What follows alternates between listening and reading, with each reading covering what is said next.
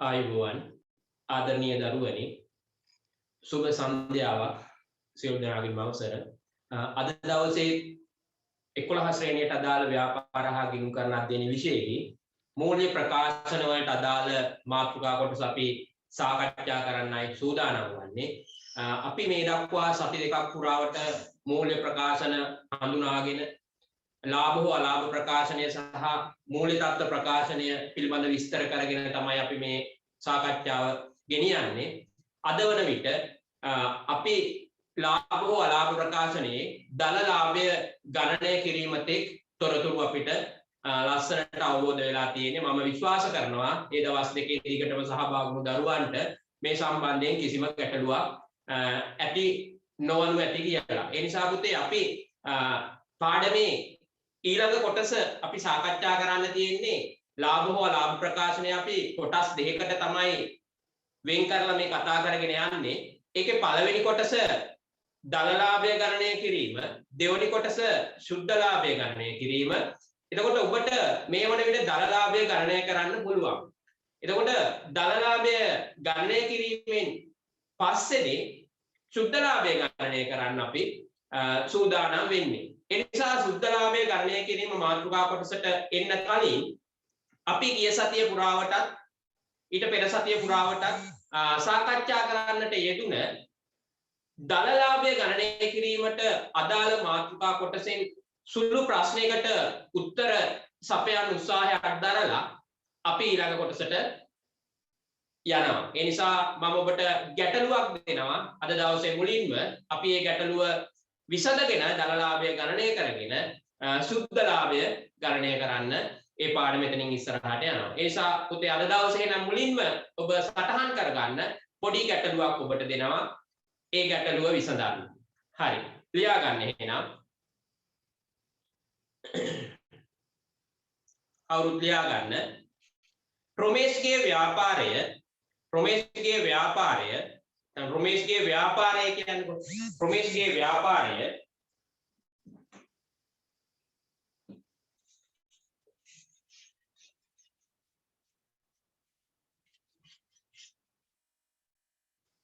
රොමේෂ්ගේ ව්‍යාපාරය ගිණුම් වර්ෂය රොමේෂ්ගේ ව්‍යාපාරයේ ගිණුම් වර්ෂය 2020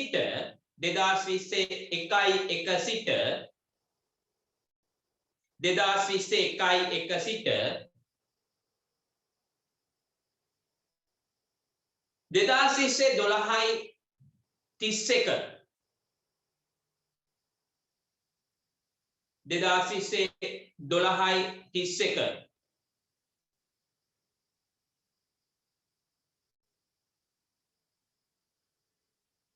2020 දිනෙන් අවසන් වේ.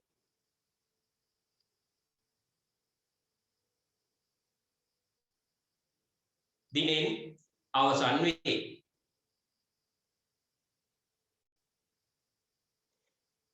එම ව්‍යාපාරයේ පහත තොරතුරු ඔබට සපයා ඇත. එම ව්‍යාපාරයේ පහත තොරතුරු ඔබට සපයා ඇත.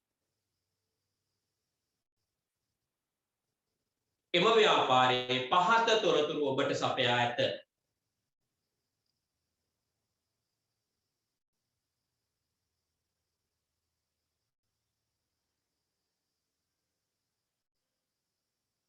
එම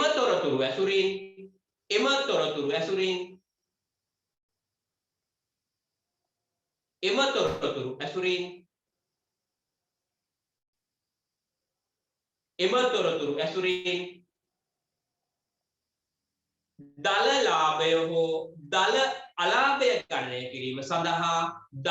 ලාභය හෝ දල අලාභය ගණනය කිරීම සඳහා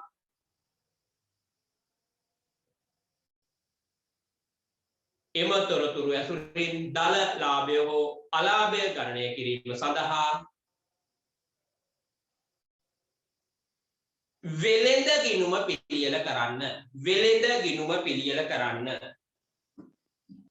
වෙළඳ ගිණුම පිළියෙල කරන්න.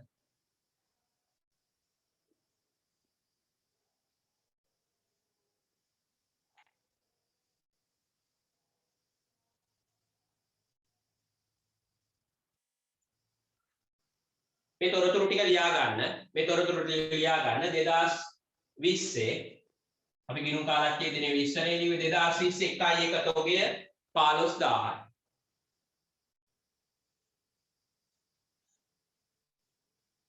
විකුණුම් ආදායම මේ පුතේ මේ රුපියල් මේ වන්දද ලක්ෂ 2යි.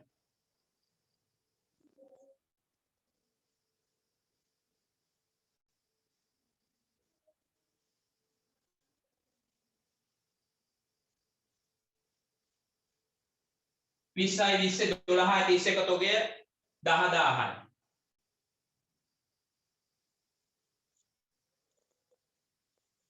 ගැනුම් ලක්ෂයයි.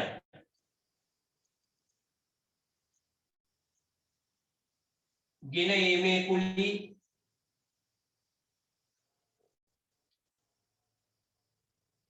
8000යි. පැටවුම් ගාස්තු පැටවුම් කුලි 2000යි.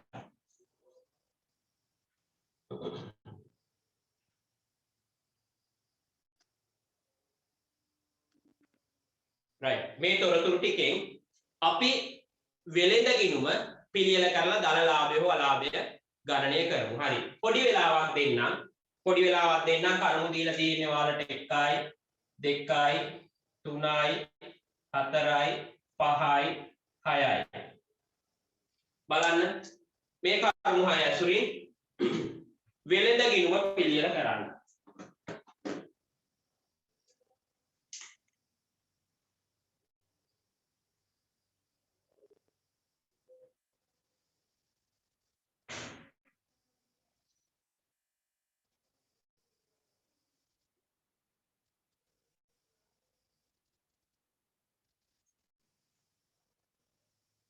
මම ගණන හදන්නේ ඔයාලා ගණන හදන්න. මෙතනදී ඔයාලා ලියන්න ව්‍යාපාරේ නමක් දුන්නා නම් ඒ ව්‍යාපාරේ නම ලියන්න. ගිණුම් කාලක්ෂයේදය දිනෙන් අවසන් වර්ෂය සඳහා මොකද්ද දින 20යි 20 12යි 31 දිනෙන් අවසන් වර්ෂය සඳහා යටින් වෙළඳ ගිණුම පේලි තුනට ලියන්න. හොඳද? පේලි තුනට මට ඒක එනිසා ඔයාලුටින් එක ලියන්න. මම මේක ලියන්නේ අවසානයේ මම ඒක ලියන්න.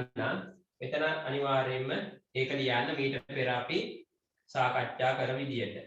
හරි. පොඩි වෙලාවක් දෙනවා. උත්සාහයක් දරන්න.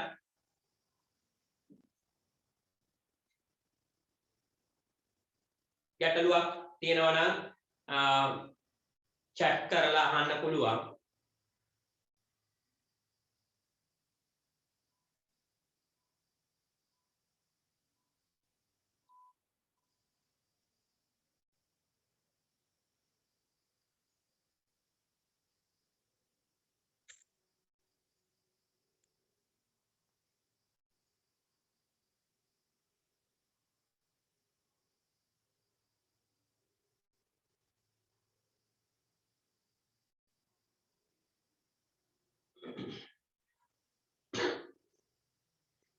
අපේ පේපර් ක්ලාස් එකක් තියෙනවා පුතේ. පේපර් ක්ලාස් එකක් තියෙනවා. පේපර් ක්ලාස් එක ගන්න වෙන්නේ සතියේ දවසක. ඒ නිසා මේ ඉස්කෝලවල මේ දවස්වල ගොඩක් වෙලාවට ඔන්ලයින් ක්ලාස් කරන නිසා ඒවට ගැටලුවක් නොවන පරිදි අපි දිනයක් වෙන් කර ගන්න අවශ්‍ය වෙනවා.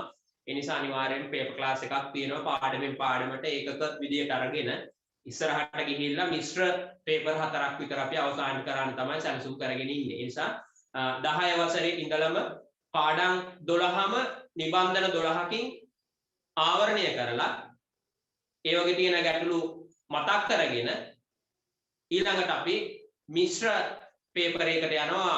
O level මොඩල් එකේ තියෙන පේපර් නැත්නම් අපි මොඩල් පේපර් කීපයක් සාකච්ඡා කරනවා. පාස් පේපර්ස් වලට මම ලොකු මූලිකත්වයක් දෙන්නේ නැහැ. හේතුව තමයි පාස් පේපර්ස් කොහොමත් බොහෝ දරුවන් ළඟ පාස් පේපර්ස් පොත් තියෙනවා. ඔයාලට ඒ වගේ තියෙන ගැටලු දැන් ගොඩක් කරලා විසඳ ගන්න පුළුවන් ඒවා තියෙන්නේ. ඒ නිසා ඒකේ මාකින් එකත් එක්කම එන නිසා මම මොඩල් පේපර් කිහිපයක් සාකච්ඡා කරන්න තමයි අදහස් කරගෙන ඉන්නේ. අපි මේ ටික පොඩ්ඩක් ඉවර කරගෙන ගිහිල්ලා අපි මේ වැඩේට ආරම්භයක් තියෙනවා.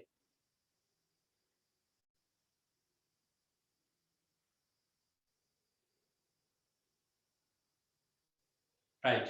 ගොඩක් අය හදලා ඉවරයි. දල ලාභය කීයද ආවේ? දල ලාභය රුපියල් 35000යි කියලා කියනවා. කීයද? අනිත් අයටත් ඒ අගේ ආවද? වෙනස් අගයක් ආවද? අපි බලමු. මම හිතන්නේ කාලය ප්‍රමාණවත් පොඩ්ඩක් මතක් වෙන්න දුන්නේ පුතේ මම. මේක මතක් වෙන්න දුන්නේ ගිය සතියේ අවසානයේ අපි මෙතනින් තමයි නැවතුනේ. ඒක පොඩ්ඩක් මතක් වෙන්න ඕන නිසා නැවත මේ අභ්‍යාසය දුන්නා. හරි. එහෙනම් අපි මේක සාකච්ඡා කරමු.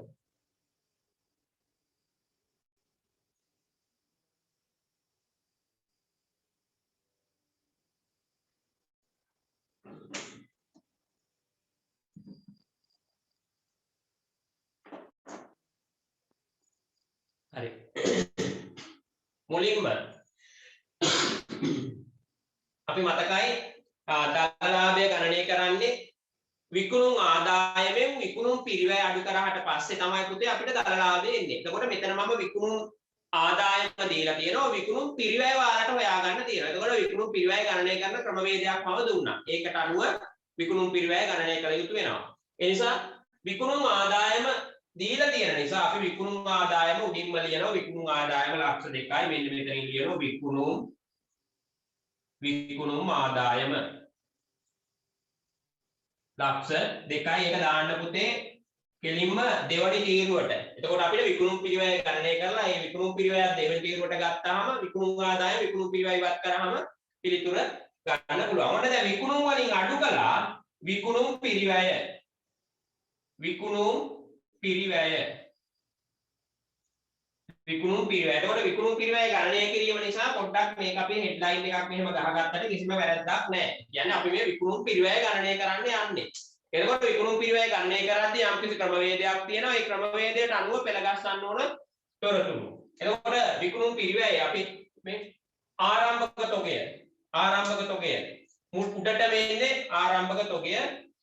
අපි එතකොට ඕන දිනෙත් එක්ක 20යි 21යි එක තොගය කියලා දැම්මත් කමක් නැහැ. මම මෙතන ආරම්භක තොගය කියලා දානවා. ආරම්භක තොගය. කොහොමද ආරම්භක තොගය කියලා හඳුනාගන්නේ? ගිණුම් කාලච්ඡේදය මම කිව්වා 1න් පටන් අරන් 12:31න් අවසන් 12:31න් අවසන් වෙනවා කියලා. හරිද? 12:31න් අවසන් වෙනවා කියලා. එහෙනම් 1 තමයි ආරම්භක තොගය. අන්න පළවෙනි තීරුවට දැම්ම රුපියල් 1000යි. right. ඊළඟට ආරම්භක තොගය ප්‍රමාණවත් නැති නිසා මේ ව්‍යාපාරයේ ගැනුම් තියනවා නම් ගැනුම් හොයන්න ඕන. ගැනුම් අපිට ගේන්න ගෙනීමේ කුලින් පැටවුම් ගාස්තු යනවා නම් ඒවත් ආරම්භක තොගයට එකතු වෙනවා. එහෙනම් මෙන්න මෙතන ගැනුම් පිරිවැය ලක්ෂයයි. ගැනුම් පිරිවැය ලක්ෂයයි ඒකත් පළවෙනි තීරුවට දැම්මා. හරිද? ඊළඟට ඒ සඳහා ගෙන ඒමේ කුලී දරුවා නම් ඒකත් එකතු කරන්න. ගෙන ඒමේ කුලී. ගෙන ඒමේ කුලී රුපියල් 8000යි. ගෙන ඒමේ කුලී රුපියල් 8000යි. ඊළඟට පැටවුම් කුලී. නැත්නම් පැටවුම් ගාස්තු. පැටවුම් ගාස්තු රුපියල් 2000යි. රුපියල් 2000යි. එතකොට පුතේ මෙන්න මේ ඔක්කොම එකතු කරාම හොඳට අහගන්න මෙන්න මෙතන නැවතත් ආරම්භක තොගය ගැනුම් ගෙන ඒමේ කුලී පැටවුම් ගාස්තු මේ හතරම එකතු කරාම මෙතෙන්ට කියනවා අපි විකිණීමට ඉදිරිපත් කළ භාණ්ඩවල පිරිවැය. හරිද? විකිණීමට ඉදිරිපත් කළ භාණ්ඩවල පිරිවැය කියලා අපි කියනවා. පැහැදිලිද? ගැනුම් ගෙන ඒමේ කුලී පැටවුම් ගාස්තු මේ තුනට විතරක් අපි කිව්වා මොකද්ද? මුළු ගැනුම් පිරිවැය කියලා. මුළු ගැනුම් පිරිවැය කියලා මුලදී කිව්වා. නමුත් ආරම්භක තොගයක් ගත්තාම අපි කියනවා විකිණීමට ඉදිරිපත් කළ භාණ්ඩවල පිරිවැය. ඒ නිසා මම මේක කෙටියෙන් මෙතෙන්ට ලියනවා. විකිණීමට ඉදිරිපත් කළ භාණ්ඩවල පිරිවැය. දැන් එකතු කරන්න. 0.3යි 8යි 5යි 13යි 2යි 15න් 5 එකක් ඉතිරි right 2යි. එහෙනම් ඔන්න විකිණීමට ඉදිරිපත් කළ භාණ්ඩවල පිරිවැය 1,25,000. එතකොට පුතේ මේ ව්‍යාපාරයේ තවදුරටත් කාලච්ඡේදය අවසන් වෙනකොට 12:31 කාලච්ඡේදය අවසන් වෙන දිනට මේ ව්‍යාපාරයේ ඉතිරි තොගයක් තියෙනවා. අවසන් තොගය. අවසන් තොගය. හරිද? මේ අවසන් තොගය 10000යි. අවසන් තොගය 10000යි. පැහැදිලිනේ? අවසන් තොගය 10000යි. අවසන් තොගය මෙන්න මේ විකුණන්න තියෙන භාණ්ඩවල පිරිවැයෙන් අයින් කරන්න ඕනේ. එහෙනම් අපි අඩු කළා අවසන් තොගය. මෙන්න අවසන් තොගය 10000යි. අවසන් තොගය 10000යි. අවසන් තොගය අඩු කරා මේ 10000ක්. එතකොට අපිට එනවා 1,15,000. හරිද? 1,15,000ක්. මෙන්න මේක අපි පුතේ මෙහෙමයි මේක අඩු කරලා කෙලින්ම විකිණීමට ඉදිරිපත් කළ භාණ්ඩවල පිරිවැයෙන් නැත්නම් මුළු පිරිවැයෙන් අවසන් තොගය අයින් කරාම අපි අන්න එකට කියනවා විකුණුම් පිරිවැය. එහෙනම් විකුණුම් පිරිවැය 1,15,000යි. 1,15,000. එතෙන්ට අපි මෙතන ලියනකොට විකුණුම් පිරිවැය. විකුණුම් පිරිවැය. මෙන්න මේ තියෙන විකුණුම් පිරිවැය. මම ඊටලයක් දැම්ම ඔයාලට පැහැදිලි වෙන්න ඕන නිසා. හරිනේ? දැන් අන්න විකුණුම් ආදායම තියෙනවා. විකුණුම් පිරිවැය තියෙනවා. මේ දෙකෙන් මේක අඩු කරාම එන උත්තරේ තමයි අපි මෙන්න මෙතෙන්ට කියනවා විකුණුම් ආදායමට වඩා විකුණුම්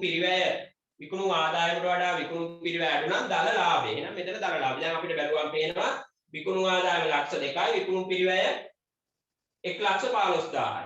1,15,000යි. දැන් හරිනේ?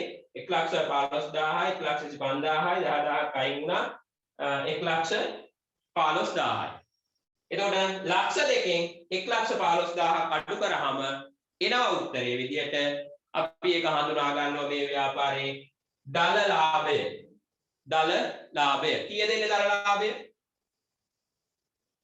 මම උඩින් ලියනවා. යකින් ලියුවොත් ඔයාලට පේන්නේ දල ලාභය එනවා මේ ව්‍යාපාරයේ මේ 1,02න් අඩු කරන් තියෙන 1,15,000. එතකොට එන උත්තරය අපි හඳුනා ගන්නවා දල ලාභය කියලා. එහෙනම් බලන්න මේ උත්තරය ආවද කියලා.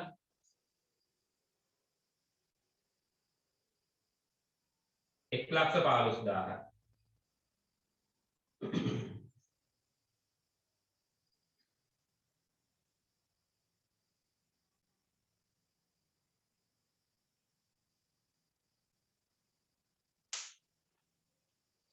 बिंदुයි මේ බිඳුවයි 10 5 5යි 9 එකක් 8යි 1 එකක් බිඳුව. එහෙනම් දල ලාභය මේ ව්‍යාපාරයේ රුපියල් 85,000යි. ඔව් ගොඩක් අය උත්තරේ එව්වා. ඒ නිසා පුතේ අනිවාර්යයෙන්ම මේවා හදන්න නම් අවශ්‍ය වෙනවා. දැන් මම ඔන්න හදන්න යන්නේ ඊළඟට.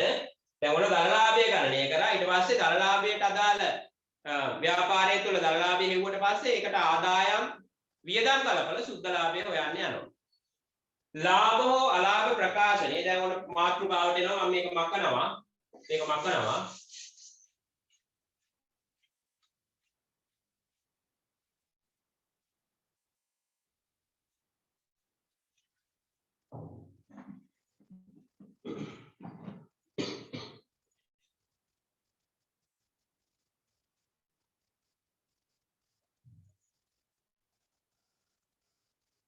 හරිද? ලාභ හෝ අලාභ ප්‍රකාශනය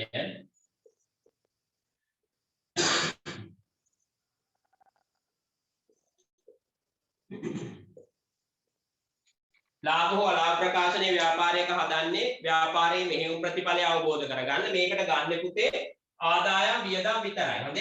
මතක තියාගන්න ආදායම් වියදම් විතරයි ගන්නෙ. හරිද? එතකොට තවදුරටත් වෙළඳ ගිණුම පිළියෙල කරන්න අරගත්ත ආදායම් වියදම් මැරෙන්න තවදුරටත් ඉතුරු වෙලා තියෙන ඒවා අරගෙන තමයි අපි සුද්ධ ලාභය ගණනය කරන්න යන්නේ. පැහැදිලිනේ? තවදුරටත් වෙළඳ ගිණුම කොටසට ඇතුළත් වෙලා නැති ආදායම් වියදම් සැලකිල්ලට අරගෙන තමයි සුද්ධ ලාභය අපි ගණනය කරන්න යන්නේ. ඒ නිසා අද දවසේ වැදගත්ම කාර්යය තමයි අද දවසේ මම අවසන් කරනවා ලාභ හෝ අලාභ ප්‍රකාශනයේ ආකෘතියත් එක්කම අපි අවසන් කරනවා. ඒ නිසා බොහොම අවධානයෙන් ඉන්න.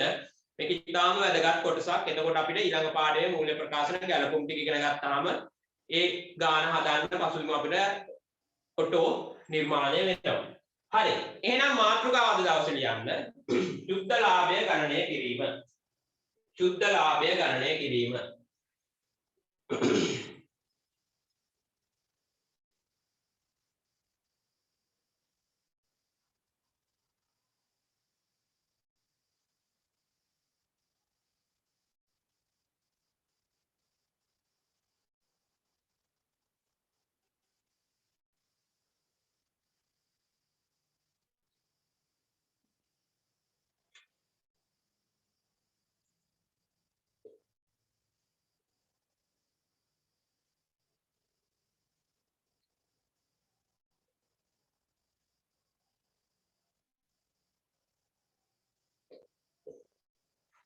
සුද්ධ ලාභය ගණනය කිරීම.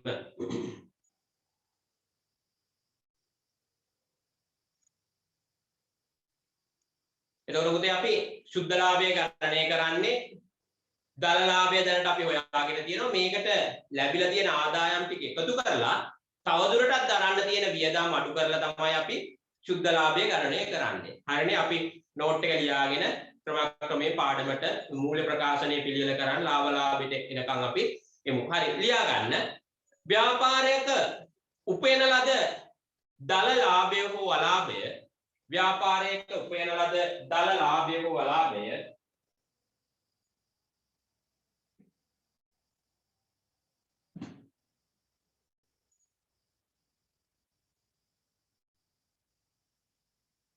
ව්‍යාපාරයක උපයන ලද දල ලාභය හෝ අලාභය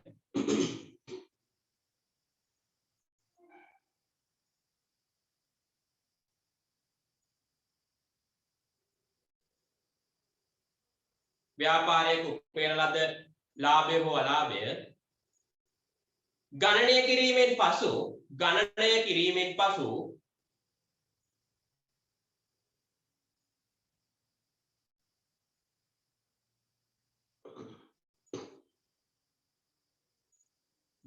කිරීමෙන් පසු ශුද්ධ ලාභය හෝ අලාභය ගණනය කළ යුතුය. ශුද්ධ ලාභය හෝ අලාභය ගණනය කළ යුතුය. පැහැදිලිනේ පුතේ? දැන් අපිට පැහැදිලි ව්‍යාපාරයක් උපයන ලද දල ලාභය අලාභය අපි ගණනය කරාට පස්සේදී ශුද්ධ ලාභය හෝ අලාභය අපි ගණනය කරන්න අවශ්‍ය වෙනවා කියන එකයි කිව්වේ. හරි? ලියාගත්ත නේද කවුරු? හරි. ඡේදයක් ලියාගන්න.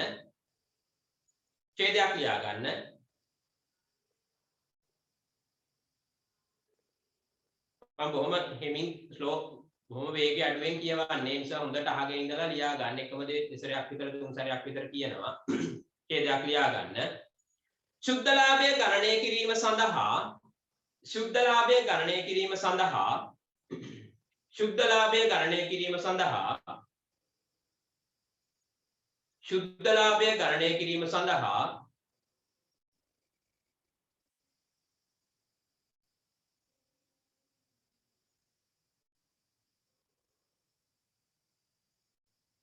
සුද්ධ ලාභය ගණනය කිරීම සඳහා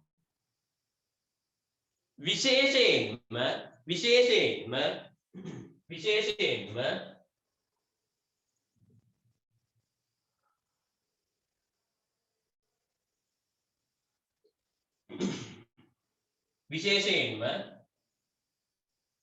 ආදායම් වියදම් සැලකිල්ලට ගනී. විශේෂයෙන්ම ආදායම් වියදම් සැලකිල්ලට ගනී.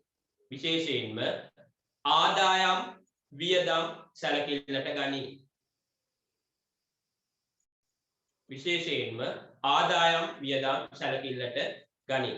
එතකොට පුතේ ඔන්න ආදායම් වියදම් 10 වසරේදී අපි නිර්වචනය කරා වත්කම් වගකීම් ආදායම් වියදම් හිමිකම් මේ කිනුම් පහම අපි 10 වසරේදී නිර්වචනය කරා. දැන් අපි මෙතනත් වත්කම් වගකීම් හිමිකම් මූල දත්ත ප්‍රකාශනය හදනකොට ආයිමත් අහු වෙනවා මේ පහ. ඒ නිසා මේවා අමතක වෙන්න බෑ. හරිද? 10 වසරේ හරියට තියන ඉගෙන ගත්ත මේ ගිණුම් පහම විස්තරාත්මකව. නමුත් නිර්වචන කොටස විතරක් මම මේ පාඩම් වලදී නැවත මතක් කරලා දෙනවා. ඒ අනිවාර්යයෙන්ම ගොඩක් වෙලාවට මේ පහෙන් එකක් විභාගෙට බොහෝ දුරට එනවා. වත්කම්, වගකීම්, ආදායම්, වියදම්, හිමිකම් කියන මෙන්න මේ ගිණුම් පහෙන් එකක් බොහෝ වෙලාවට මේ කාල සීමාව තුළ පේපර් අරන් බැලුවොත් ওই පහෙන් එකක් ඇවිල්ලා තියෙනවා මේ කාලේ. ඒ නිසා මම දැන් නිර්වචනය පමණක් මම දෙනවා. එහෙනම් පුතේ ඔන්න මෙතනදී අපි ඉස්සර වෙලා මත කතා කරනවා ආදායම්. එහෙනම් පොඩි මාතෘකාවක් ලියා ගන්න ආදායම්. පොඩි මාතෘකාවක් ලියා ගන්න ආදායම්.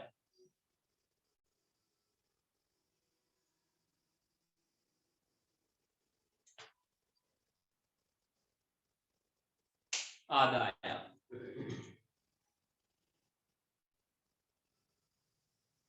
එතකොට පුතේ ආදායම් කියන්නේ මොනවද? අයිතිකරුගේ හිමිකම ඉහළ යන්න බලපාන යම්කිසි වටිනාකමක් අපිට හඳුන්වන්න පුළුවන් ආදායමක් කියලා. හැබැයි තරයේ මතක තබා ගත යුතුයි. අයිතිකරුගේ හිමිකම වැඩි වෙනවා අයිතිකරුගේ අමතර ප්‍රාග්ධනය නිසා. මොන හොඳට අහගන්න. දැන් අපි කිව්වට ආදායම් කියන්නේ අයිතිකරුගේ හිමිකම ඉහළ යන්න බලපාන ගනුදෙනුවක් තියෙනවා නම් ඒක අපි ආදායමක් විදිහට සලකනවා කිව්වට පුතේ එකක් අපි අතාරින්න ඕන අනිවාර්යෙන්. හේතුව අයිතිකරුම එයාගේ මුදල් ව්‍යාපාරයට යෙදුවාම එතනදි වෙන්නේ මුදල්වත්කමත් වැඩි වෙනවා අයිතිකරුගේ හිමිකමත් ඉහළ යනවා.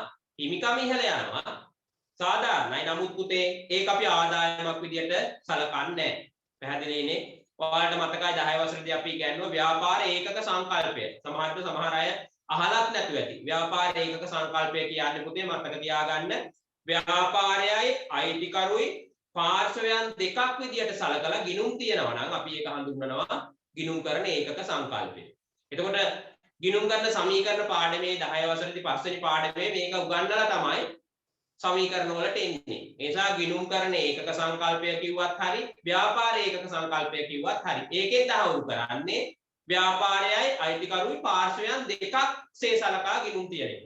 හොඳට මතක ගන්න. සරලව දලා දහස මතක තියාගන්න. අහන්න පුළුවන් කෙටි ප්‍රශ්නවල. හරිනේ? හරි. එතකොට පුතේ එහෙනම් අපි දැනගන්න ඕන අයිතිකරුගේ හිමිකම යනවා අමතර ප්‍රාග්ධනය නිසා. හැබැයි යන්න අමතර ප්‍රාග්ධනය නිසා අයිතිකරුගේ හිමිකමෙහි වැඩිවීම අපි ආදායමක් විදිහට සලකන්නේ නැහැ. ඒ නිසා අපි අනිවාර්යයෙන්ම නිර්වචනය තුල ආදායම් විග්‍රහ කරනකොට ඒක අනිවාර්යයෙන්ම කියන්න ඕන. ඒක බලාපොරොත්තු වෙනවා. ඒ නිසා පුතේ O-level විභාගයේදී ඔබ ඉදිරිපත් කරන නිර්වචන ඒවා හරියට 100%ක් නිවැරදිව ලිවිය යුතු වෙනවා. හේතුව තමයි නිර්වචන වලට භාග වලට ලකුණු දෙන්නේ නැහැ. හරිනේ? අයිතිකරුගේ හිමිකම ඉහළ යන්න බලපාන ඕනම කරු දෙනවා ආදායමික කිව්වට ලකුණු දෙන්නේ නැහැ බිඳුවයි.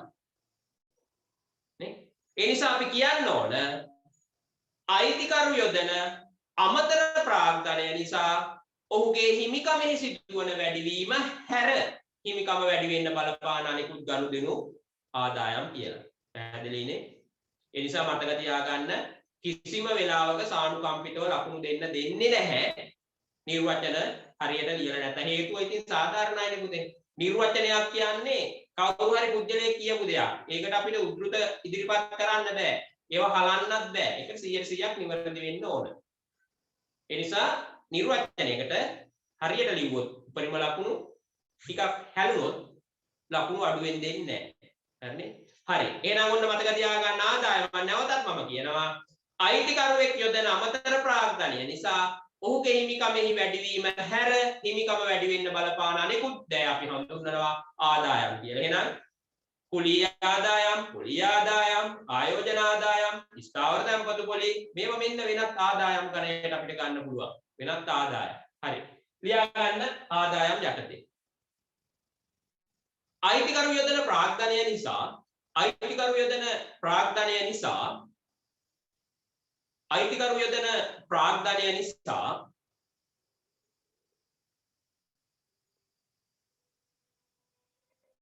අයිතිකරු යොදන ප්‍රාග්ධනය නිසා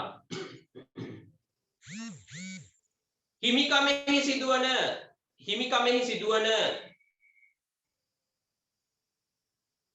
වැඩිවීම හැර හිමිකමෙහි සිදුවන වැඩිවීම හැර හිමිකමෙහි සිදුවන වැඩිවීම හැර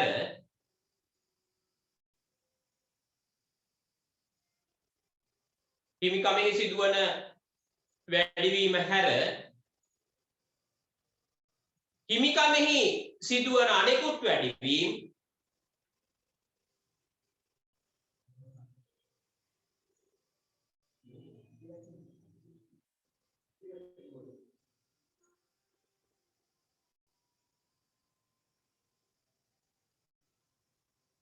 හිමිකමෙහි සිදුවන අනෙකුත් වැඩිවීම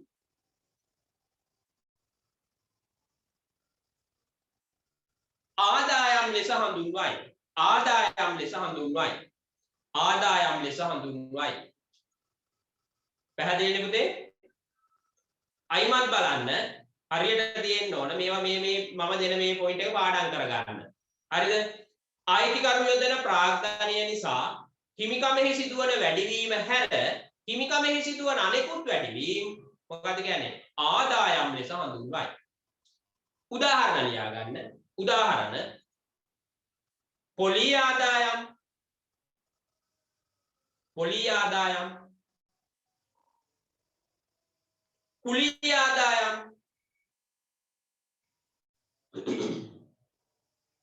කුලී ආදායම් ලාභාංශ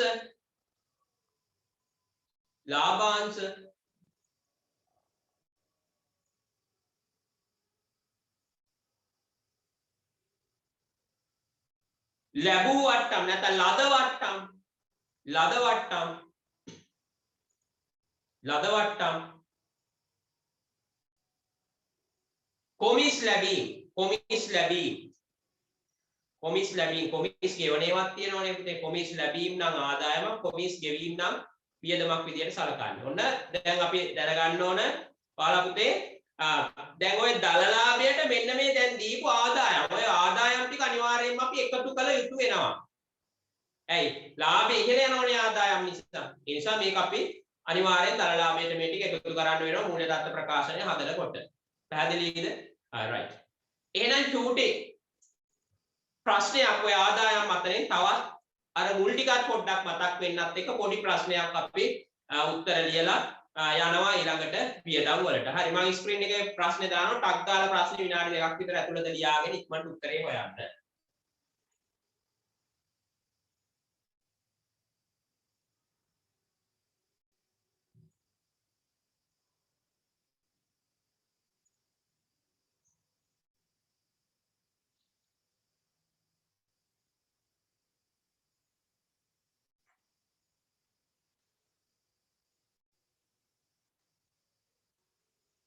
right ඉක්මනට ලියා ගන්න පුතේ මම කියවන්නම්.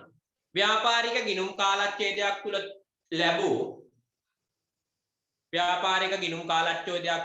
ලැබූ ආදායම් සහ විකුණුම් පිරිවැය පහත දැක්වේ. ආදායම් සහ විකුණුම් පිරිවැය පහත දැක්වේ. ආදායම් සහ විකුණුම් පිරිවැය පහත දැක්වේ. හොඳ ගාණක් තියෙන්න පුතේ කල්පනාවෙන් කරන්න. අර පහුගිය පාඩම් ටික පොඩ්ඩක් නැවත මතක් වෙනවා. ව්‍යාපාරික ගිණුම් කාලච්ඡේදයක් තුල ලැබූ ආදායම් සහ විකුණුම් පිරිවැය පහත දැක්වේ. මෙන්න තොරතුරු ටිකක් දීලා තියෙනවා ඔයාලට. එක යට එක ලියා ගන්න. වටිනාකම් රුපියල් වලින් දීලා තියෙන්නේ. අත්පිට විකුණුම් රුපියල් 70000යි. ණයට විකුණුම් රුපියල් 48000යි. විකුණුම් පිරිවැය 52000යි. ලාභාංශ ආදායම 5000යි. කඩකුලිය ආදායම 30000යි. ලද වට්ටම් 6000යි. පොලී ආදායම 7000යි. අහන්නේ පුතේ ඔයාලගෙන් ඔබ විසින් ව්‍යාපාරයේ දල ලාභය හෝ අලාභය ගණනය කරන්න වෙනත් ආදායම් වල එකතුව ගණනය කරන්න. ප්‍රශ්නේ ලියාගෙන උත්තරේ ලියනවා නම් හොඳයි. මොකද ඔයාලට බලපු දවසක නැවත මතක් වෙනවා. නැත්නම් උත්තරයක් විතරක් තියෙනකොට ඒ උත්තරේ දිහා බලාගෙන ඉදියට අවබෝධයක් ගන්න අමාරුයි. එතකොට කටපාඩම් ශෛලියනේ යන්නේ. ඒ නිසා පුතේ අවබෝධයට ප්‍රශ්නේ තියෙන්න ඕන. ඒ නිසා ප්‍රශ්නේ ලියාගෙන පිළිතුර ලියන්න.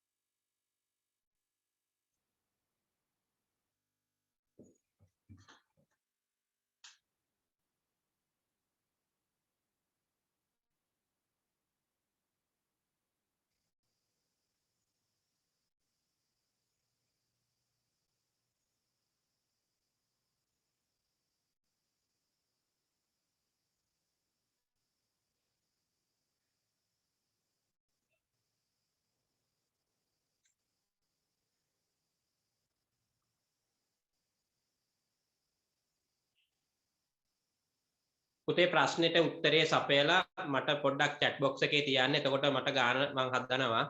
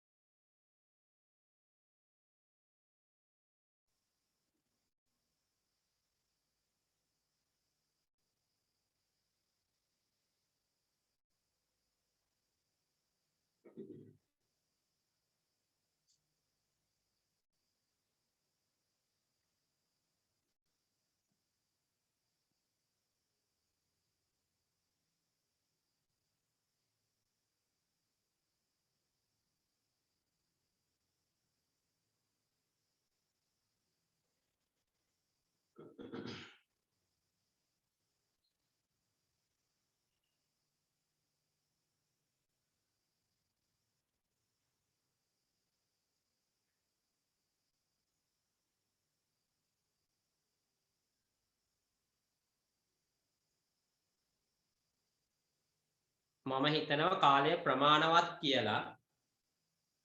බලන්න මට දාන්න පුතේ chat එකේ තියන්න එක දල ලාභය මෙන්න මේ වටිනාකම ආවේ මට. වෙනත් ආදායම් එකතුව මෙන්න මේ අගේ ආවේ කියලා එක දෙක දාලා බලන්න chat එකේ තියන්න බලන්න. එතකොට මට පුළුවන් ඔයාලා හදපු පිළිතුර නිවැරදිද කියලා බලන්න. දැන් මම මේ ගාන සාකච්ඡා කරනවා. චූටි ගානක් තියෙන්නේ.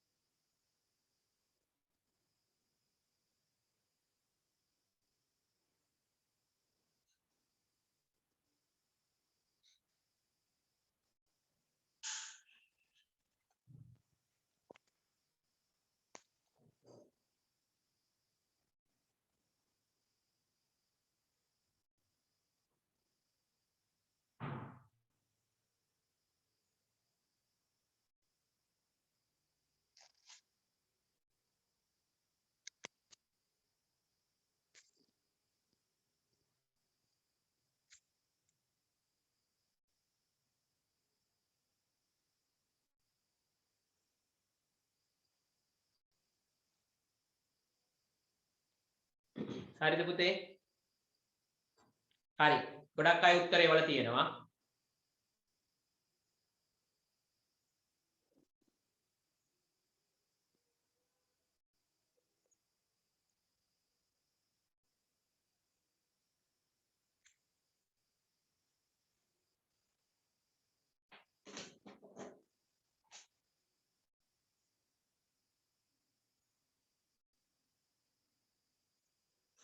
හරි.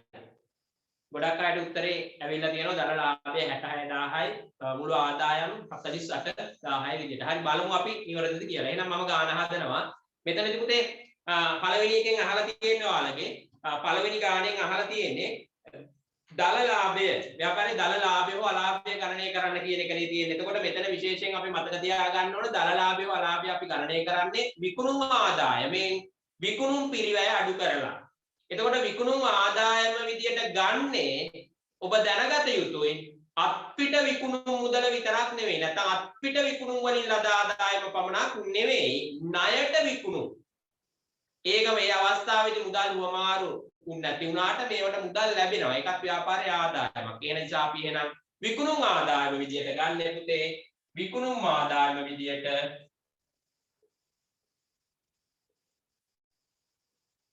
මේ දෙකේම එකතුව ගන්න ඕනේ. මේ දෙකේම එකතුව ගන්න ඕනේ. 70000යි 48000යි දෙකේම එකතුව විකුණුම් ආදායම.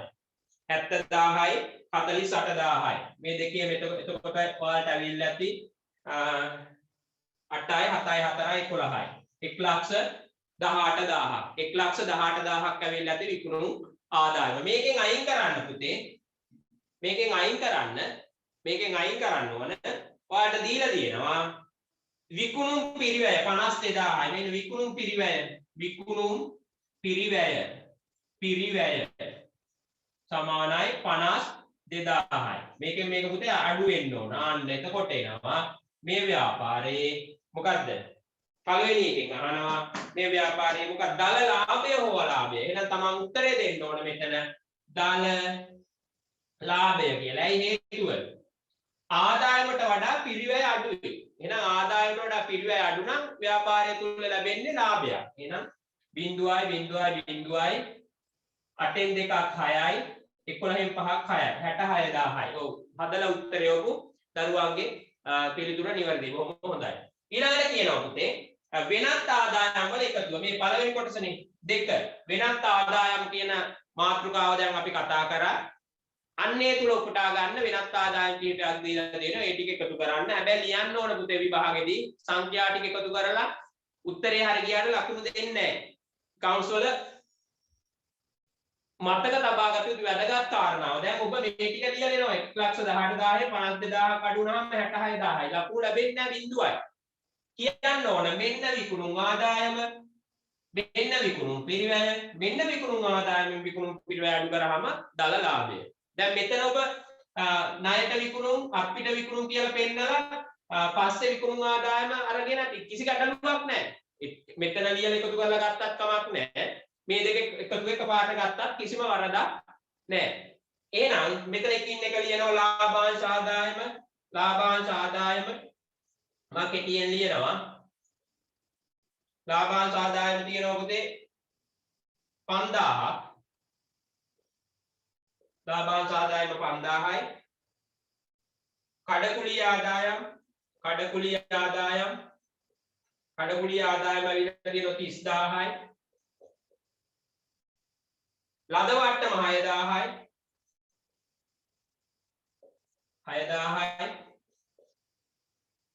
පොලී ආදායම් 7000යි. පොලී ආදායම් 7000යි. මේ ටික එකතු කරාම ඇවිල්ලා තියෙනවා මතක තියාගන්න වෙනත් ආදායම්.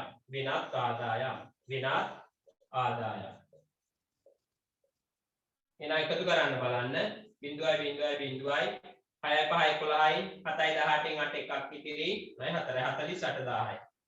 පැහැදිලිනේ 48000යි. ඊටාම සරලයි. හරි. එහෙනම් පුතේ ඔන්න දල ලාභය නැවතත් පොඩ්ඩක් ගණනය කරන විදිය සූත්‍රානුසාරයෙන් මතක් වුණා. විකුණුම් ආදායමේ විකුණුම් පිරිවැය ගියාම දල ලාභය එනවා. ඊට පස්සේ වෙනත් ආදායම් ටික ගත්තා. එහෙනම් අපි ඊළඟ මාතෘකා කොටසට යනවා. මාතෘකාව ලියා ගන්න. වියදම් වියදම්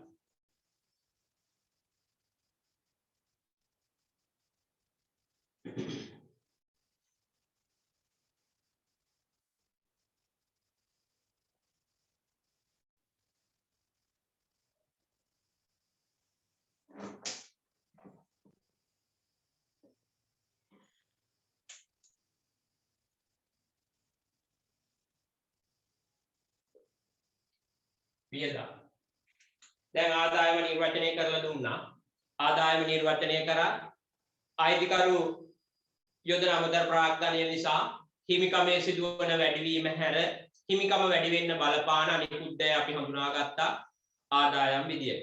එතකොට වෙනත් ආදායම් කිහිපයක් අපි හඳුනාගත්තා. එතකොට ඔන්න අපි වියදම් කියන්නේ හිමිකම අඩු වෙන්න බලපානවා නම් යම්කිසි ගනුදෙනුවක බලපෑමක් අපි ඒක හඳුනා ගන්නවා එතන පුතේ වියදමක් විදියට. එතකොට අයිතිකරුගේ හිමිකම අඩු වෙනවා අයිතිකරු පෞද්ගලික ප්‍රයෝජනයට පුතේ මුදල් හෝ භාණ්ඩ රැගෙන ගියොත්. පැහැදිලිද? අයිතිකරු තමන්ගේ පෞද්ගලික අවශ්‍යතාවයන් උදෙසා ව්‍යාපාරයේ මුදල් හරි භාණ්ඩ හරි ගත්තොත් අපි ඒවා හඳුන්වනවා ගැනිලි කියලා. මුදල් ගෙනිච්ච නම් මුදල් ගැනිලි, භාණ්ඩ ගෙනිච්චොත් භාණ්ඩ ගැනිලි. පැහැදිලිනේ? එතකොට පුතේ මේ නිසා මේ ගැනිලි නිසා අයිතිකරුගේ හිමිකම අඩු වෙනවා. හැබැයි අන්නේ හිමිකමෙහි අඩුවීම අපි වියදමක් විදියට සලකන්නේ නැහැ. පැහැදිලිනේ? අයිතිකරු සිදු කරනු ලබන ගැනෙන නිසා සිදුවන හිමිකමෙහි අඩුවීම අපි වියදමක් විදියට සලකන්නේ නැහැ. හැබැයි හිමිකම අඩු වෙන්න බලපාන අනිකුත් සියලුම ගනුදෙනු අපි හඳුන්වනවා අනිකුත් සියලුම දේ අපි හඳුන්වනවා වියදම් කියලා. එතකොට අර කලින් පෙර පරිදිම විශේෂයෙන්ම කියන්න ඕන වියදම් නිර්වචනය කරනකොට හිමිකම අඩු වෙන්න බලපාන ගනුදෙනු නැත්නම් මොනවා හරි බලපෑමක් සිදු වෙන දේ අපි වියදම් කියලා කිව්වොත් එතන ලකුණු ලැබෙන්නේ නැහැ. ඔබ එතන අනිවාර්යයෙන්ම තහවුරු කළ යුතුයි අයිතිකරු සිදු කරන ගැනෙන නිසා සිදුවන හිමිකමෙහි අඩුවීම හැර හිමිකම අඩු වෙන්න බලපාන අනෙකුත් දෑ වියදම් කියලා. 10 වසරේදීත් ඔය ඉගෙනුවා. නමුත් මතක වෙනස් වෙලා ඇතිනේ, අමතක වෙලා ඇතිනේ. ඒ එහෙම හිතාගෙන තමයි මම මේ මෙච්චර මේ කතා කරන්නේ ඔබට. මේවා අත්‍යවශ්‍ය විෂය කාරණා. මේවා අනිවාර්යයෙන්ම තියරි විදියට තියෙන්න ඕනේ. එතකොට තමයි අපිට ඕනම ගැටලුවකට පිළිතුරු ඉතා ඉක්මනින් හොයාගන්න පුළුවන් වෙන්නේ. හරි, ලියා ගන්න වියදම් නිර්වචනය ලියා ගන්න.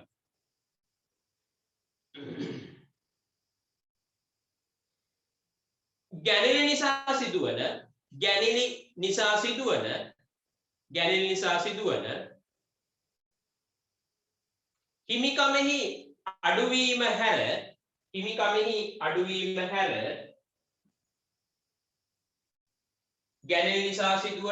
හිමිකමෙහි අඩුවීම හැර ගැනෙන නිසා සිදුවන හිමිකමෙහි අඩුවීම හැර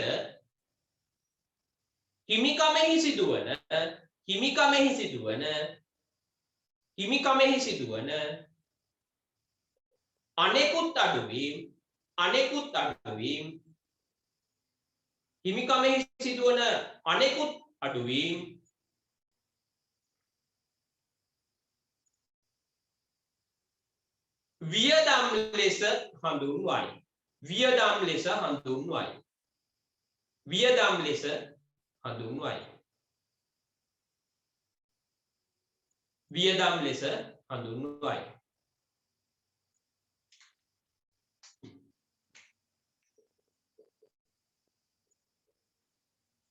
වියදම් ලෙස හඳුන්වයි.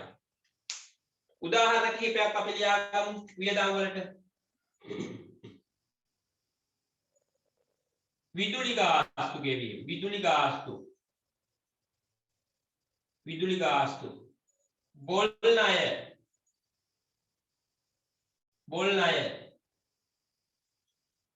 බැංකු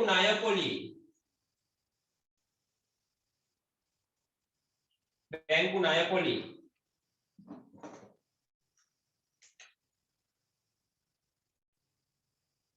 දුම් වට්ටම්,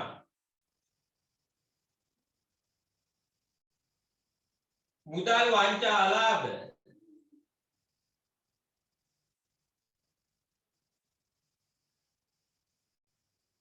බැංකු ගාස්තු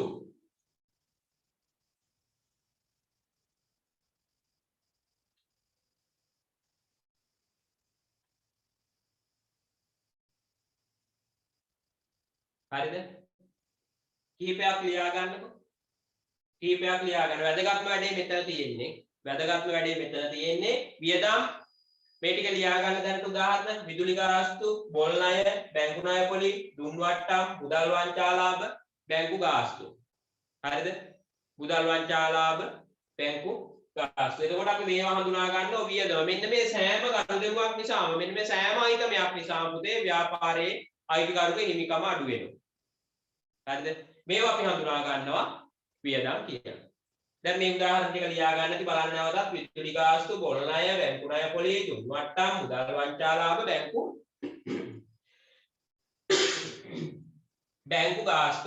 බැංකු ගාස්තු බලන්න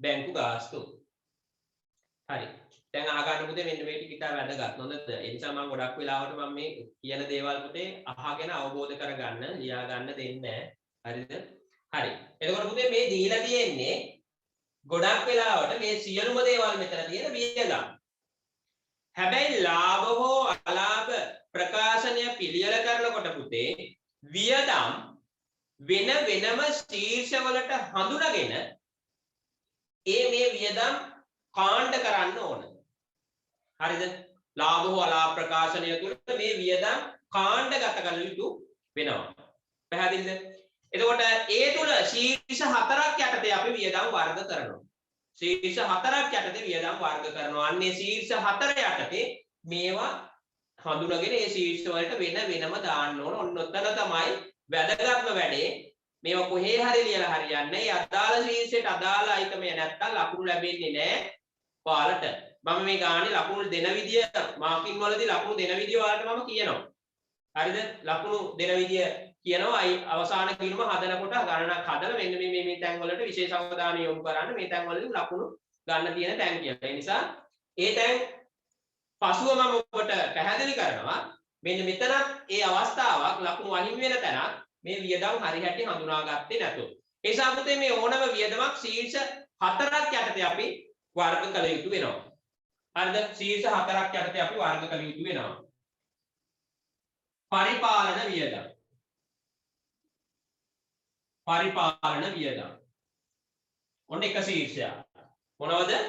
පරිපාලන වියදම් එක ශීර්ෂයක්. අනිත් එක තමයි බෙදා හැරීමේ වියදම්. බෙදා හැරීමේ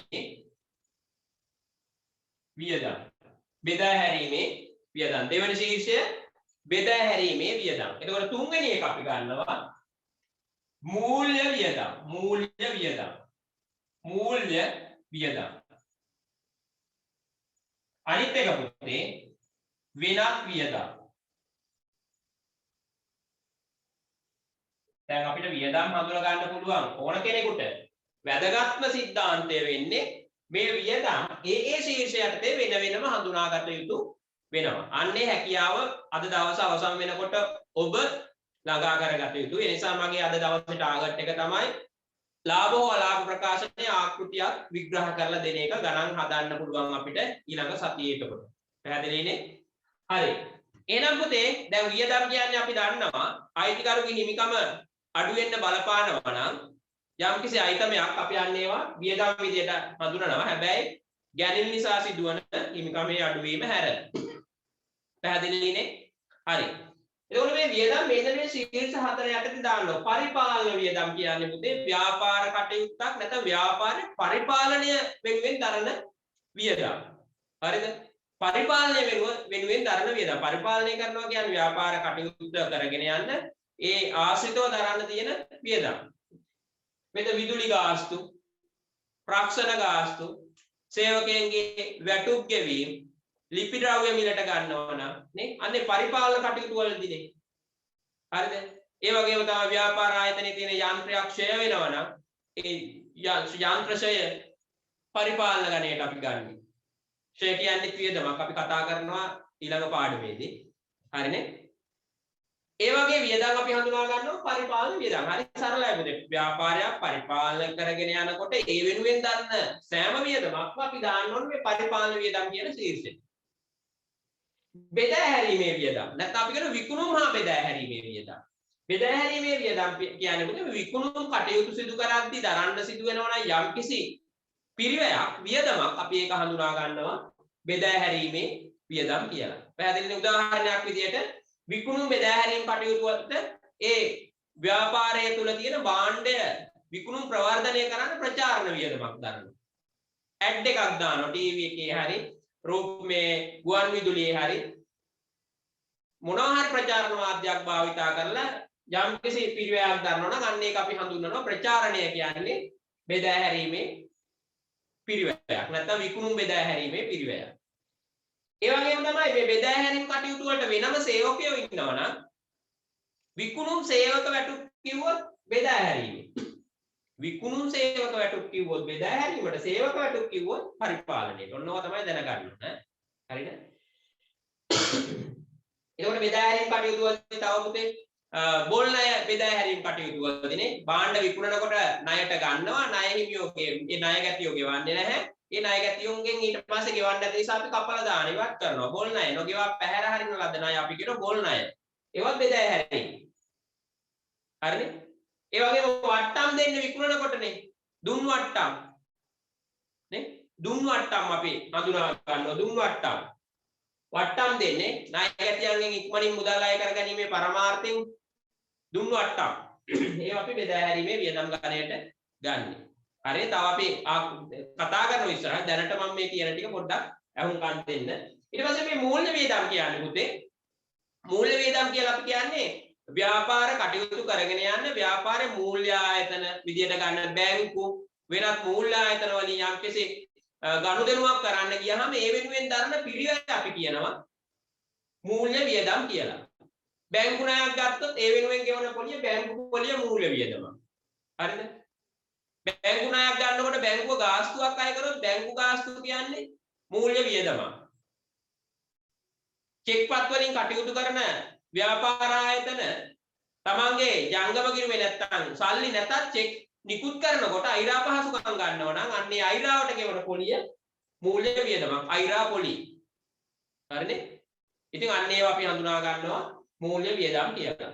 අන්න පුතේ නම් පරිපාලන බෙදා හැරීමේ මූල්‍ය මෙන්න මේ ශීර්ෂ තුනටම ගන්න බැරි යම් කිසි අයිතමයක් වෙනවා නම් අපි ඒක දාන්නේ වෙනත් වියදම් ගණයට. පැහැදිලිනේ? මේ අයිතම තුනටම ගන්න බැරි යම් කිසි අයිතමයක් වේ නම් අපි ඒව ගන්නේ වෙනත් වියදම් යටතට.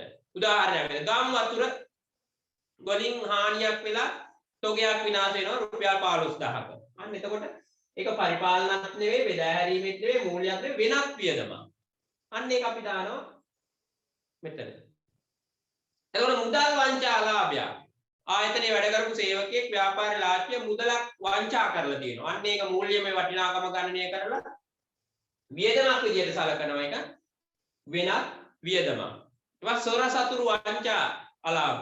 ඒවා අපි එතකොට ගන්නවා වෙනත් වියදම් ගණයට. පැහැදිලිනේ මෙතන ඉතා වියදම් හඳුනා ගන්න පුළුවන් පුතේ වියදමක් කියන්නේ මොනවා හරි දෙයක් ව්‍යාපාරේ දරනවනේ. මුදල් ගෙවීම් ක්‍රමයක් නෙවෙයි. තමන්ගේ හිමිකම අඩු වෙන ක්‍රමයක් නේ වියදමක් නිසා. එතකොට වැදගත් වෙන්නේ මෙන්න මේ ශීර්ෂ හතරට ඔබ මේ වියදම් ටික පැහැදිලිව හඳුනා ගැනීම තමයි අපේක්ෂා කරන්නේ ලාභ හෝ අලාභ ප්‍රකාශනය තුල. දැන් බලමු අපි මෙතන මේ දැන් මම කියපු ටික අහගෙන ඉඳියා නම් මේ ටිකක් බලමු. විදුලි ගාස්තු. විදුලි ගාස්තු මේ හතරෙන් පුතේ කොහෙටද? විදුලි ගාස්තු යන්නේ විදුලි ගාස්තු කොහෙටද දාන්නේ අපි? අපි නිකන් මේ ටික නිකන් වර්ග කරලා දාමු. පරිපාලන වියදම් පරිපාලන කටයුතු වලදීනේ පරිපාලන වියදම් පරිපාලන කටයුතු වලදී ගෙවන්නේ විදුලි ගාස්තු බෝල් ණය වෙන්න විකුණුම් බෙදා හැරීම් කටයුතු වලදී බෝල් ණය එහෙනම් අපි මේක විකිණීමේ හා බෙදා හැරීමේ වියදම් ලියා ගන්න ඕනේ නෑ ඔයාලා ඉස්සරහට මම දෙනවා වෙනම කාණ්ඩ කරලා දෙනවා මේවා එකින් එක හරිද හරි බැංකු ණය පොලි මොනවද බැංකු ණය පොලි මොනවද සමහර අය chat කරනවා බොහොම හොඳයි. එතකොට දැන් මම මියුට් කරලානේ තියෙන්නේ පුතේ. මියුට් කරලා තියෙන්නේ මේ ඔයාලා ප්‍රශ්න අහන එකට මේ බාධා එල්ල කරලා නෙවෙයි. මම කැමතියි ඔයාලා ඕනම ප්‍රශ්නයක් අහනවා නම්. නමුත් පුතේ ගොඩක් අයට මේකේ වීඩියෝ එකේ අවශ්‍යතාවය තියෙන සමහර අය පන්තියට සහභාගී වෙන්නේ නැහැ කියලා පෞද්ගලිකව දුරකථන නැමතුම් දීලා කියනවා. ඒ නිසා සර් අපිට අනිවාර්යයෙන් සර් වීඩියෝ එක ඕන. ඒ නිසා පුතේ ඒකට යම්කිසි බලපෑමක් වෙයි කියලා සමහර වෙලාවට සිග්නල් ප්‍රශ්න නිසා ඒ වගේ ගැටලුවක් එයි කියන ගැටලුව නිසා තමයි මියුට් කරලා තියෙන්නේ. නැත්තම් මම බොහොම කැමතියි ඔයාලත් එක්ක කතා බහ කරගෙන මේ වැඩේ කරන්න. නමුත් මම දන්නවා ඔයාලට ගැටලුවක් තියෙනවා නම් ඒ හැම වෙලාවෙම chat එකක් තියලා ඒ ගැටලුව निराකරණය කරගන්න. එතකොට පන්තියට සම්බන්ධ වෙන්න බැරි බොහෝ පිරිසක් ඉන්නවා. ඒ අය සමහර වෙලාවට දැන් 9ට පන්ති ඉවරන 8:00ට යනවා මට මැසේජ් එකක් දාලා සර් වෙන ක්ලාස් එකක් තියෙනවා ඒ නිසා යනවා කියලා. එතකොට ඒ අයට මේක ආවරණය කරගන්න ඕන නිසා තමයි රෙකෝඩින් එකක් තියන්නේ. ඒ නිසා පුතේ ඒ සම්බන්ධයෙන් සිදුවන අපහසුතාවයට මගේ බලවත් කනගාටුව. නමුත් ඕනම වෙලාවක ඔයාලට මේ විෂය සම්බන්ධයෙන් දැනට ඉගෙනගෙන තියෙන 10 වසර හෝ මේ දක්වා මම උගන්වලා තියෙන දේවල් සම්බන්ධයෙන් ගැටලුවක් තියෙනවා නම් ඕනම වෙලාවක ප්‍රශ්නයක් අහන්න ඔබට අයිතිය තියෙනවා. මම ස්ක්‍රීන් එකේ ටග් ගාලා දැක්කොත් ඒකට මම මේ අවස්ථාවේම හෝ ඊට පසුව පිළිතුරු දෙනවා පාඩමට බාධාවක් ඇති නොවන විදිහ. ඒ නිසා මම අහන්න ප්‍රශ්න මේ දක්වා උගන්වපු ටිකේ. දැන් ඔයා මීට පෙර සමහර වෙලාවට උගන්වපු වගේ ගැටලු ඇති. නමුත් අපි ඒ ගැටලු විසඳ ගන්න ඒ තැන්වලදී දැනට මේ උගන්වපු ටිකේ ගැටලුවක් තියෙනවා නම් අහන්න. හරි. ගොඩක් අය දැම්ම බැංකු ණය පොලී මූල්‍ය කිව්වා. හරි. මූල්‍ය වියදම්. දුන්නු අට්ටම්. ආන්න පුතේ වට්ටම් දෙන්නේ ණයට විකුණනකොටනේ. දුන්නු අට්ටම්. බෙදා හැරීමේ වියදම්. මේ ටික තමයි කරගන්න ඕන හරියට. බෙදා හැරීමේ වියදම්. මුදල් වංචා ලාභ වෙනත් මේ පරිපාලන බෙදා හැරීම් මූල්‍ය කියන ශේෂ්ත්‍ර තුනටම ගන්න බෑ. අපි ඒක දාන්නේ මුදල් වංචා ලාභ වෙනත් වියදම් ගණයට. ඒ වගේම බැංකු ගාස්තුත් අපි ගන්නේ මූල්‍ය වියදම් ගණයට. පැහැදිලිනේ? හරි. දැනට මේවා ඔයාලා උදාහරණ ඉස්සරහින් ලියා ගන්න අවශ්‍ය වෙන්නේ නැහැ පුතේ. මම දෙනවා මේකට වෙනම. හරිද? වෙනම නෝට් එකක් මේකට දෙනවා. ඒ නිසා උදාහරණ ටිකෙන් යට පොඩ්ඩක් ලියා ගන්න.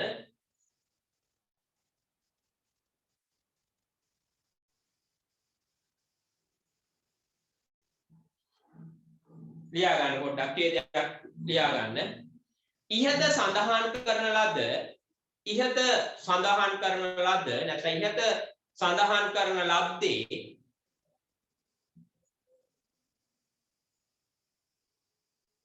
ඉහත සඳහන් කරන ලද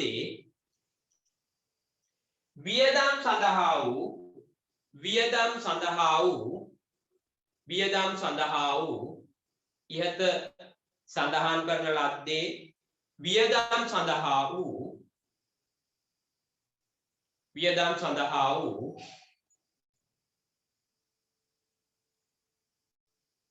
උදාහරණ කිහිපයකි.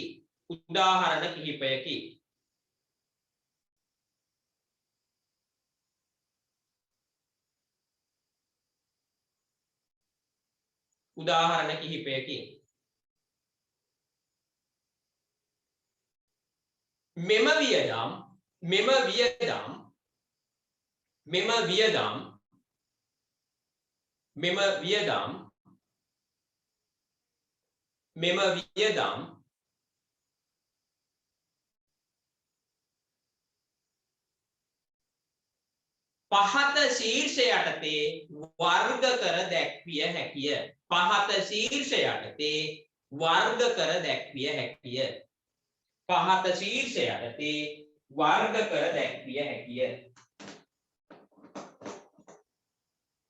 පහත ශීර්ෂ යටතේ වර්ග කර දැක්විය හැකිය.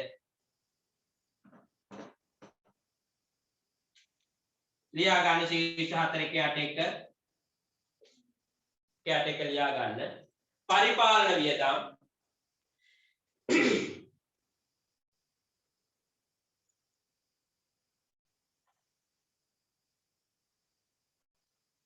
දෙක බෙදා හැරීමේ වියදම්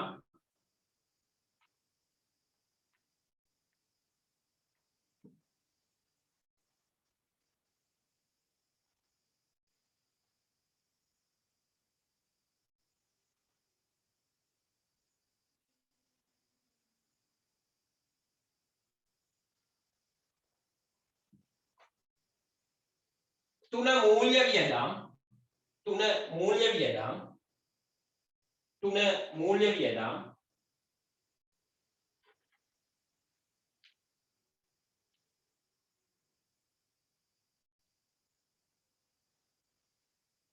තුන මූල්‍ය වියදම් හතර වෙනත් වියදම් හතර වෙනත් වියදම් හතර වෙනත් වියදම්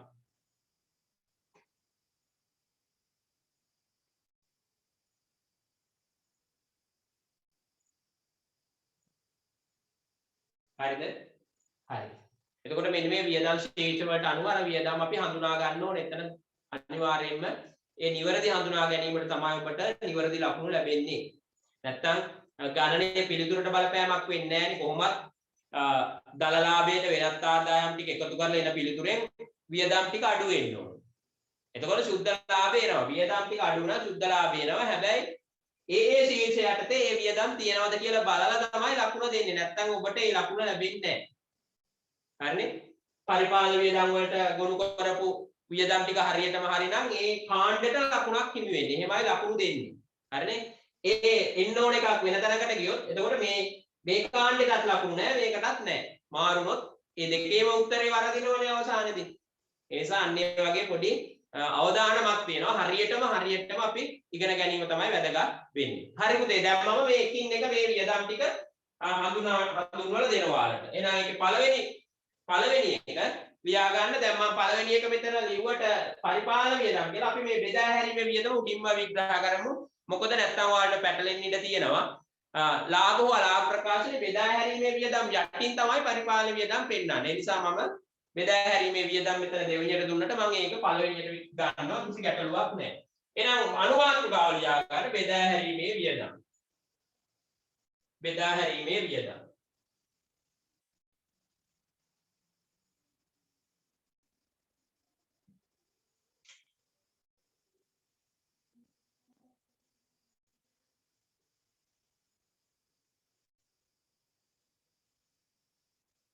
බෙදා හැරීමේ වියදම්.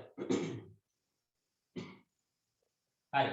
මෙයාටද ලියා ගන්න අපි විග්‍රහ කරානේ පුතේ අපි ලියා ගමු ඊට පස්සේ අපි අද දවසේ මම සූදානම් උනේ මගේ ටාගට් එක තමයි මේ දක්වා අද එන්න ඕන පාඩම මේ එතකොට අපිට පහසුයි වැඩි. ඊළඟ දවසේ ගණන් ටික හදන්න තියෙන්නේ. හරි ලියා ගන්න. වෙළඳ ව්‍යාපාරයක පළවෙනි එක මේ බෙදා හැරීමේ වියදම් තමයි විග්‍රහ කරන්නේ. හොඳද? වෙළඳ ව්‍යාපාරයක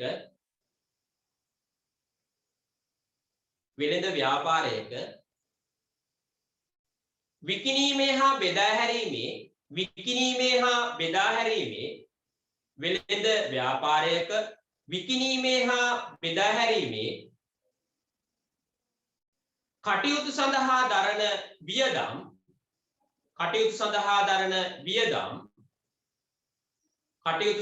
දරන වියදම් බෙදා හැරීමේ වියදම් ලෙස හඳුන්වයි. බෙදා හැරීමේ වියදම් ලෙස හඳුන්වයි. බලන්න හරියට ලියාගත්තද කියලා මම සඳහන් කරේ වෙළඳ ව්‍යාපාරයක විකිණීමේ හා බෙදා හැරීමේ කටයුතු සඳහා දරන වියදම් බෙදා හැරීමේ වියදම් ලෙස හඳුන්වයි. උදාහරණ කිහිපයක් ලියා ගන්න. මම කියනවා බෝඩ් එකේ මම ලියන්නේ නැහැ මම විග්‍රහ කරා ඉස්සර වෙලා මම කීපයක් කියන්නම් ඔබ සටහන් කරගන්න උදාහරණ එක යට එක ලියා ගන්න මේවා ඉතාල වැදගත් වෙනවා පුතේ මේවා තමයි මතක තියා ගන්න ඕන හරියට මේවා බෙදා හැරීමේ වියදම් කියලාම හඳුනාගත යුතුයි අනිත් පරිපාලන වියදමක් එක පැටලුනොත් වැඩේ හරියන්නේ නැහැ හරි ලියා ගන්න ප්‍රචාරණය නැත්නම් ප්‍රචාරණ වියදම් ඒත් හරි ප්‍රචාරණය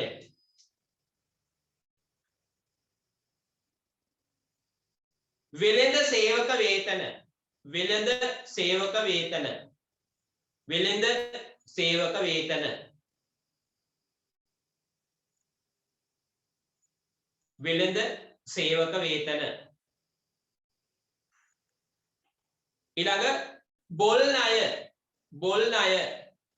ඊළඟ බොල් ණය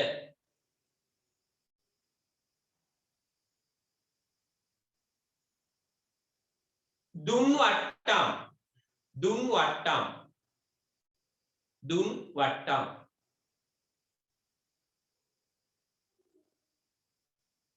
දුන් වට්ටම් ඊළඟ බෙදා හැරීමේ රතශය බෙදා හැරීමේ රතශය බෙදා හැරීමේ රතශය බෙදා හැරීමේ රතශය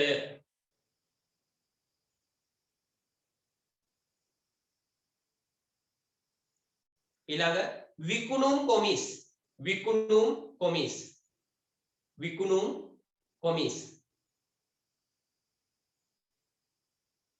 විකුණුම් කොමිස් හරිද පුතේ ඔය කීපයක් දුන්නේ තව අපිට අහුවේ ඉස්සරහට ගණන් හදනකොට අපි ඒවා එතකොට එකින් එක ඉගෙන ගමු හරිනේ ඔන්න දැන් ඔන්න බෙදා හැරීමේ වියදම් අපි කතා කරා හරි ඊළඟට ඔන්න යනවා අපි එහෙනම් පරිපාලන වියදම් ඊළඟ ශීර්ෂය අපි හඳුනා ගන්නවා පරිපාලන වියදම් පරිපාලන වියදම්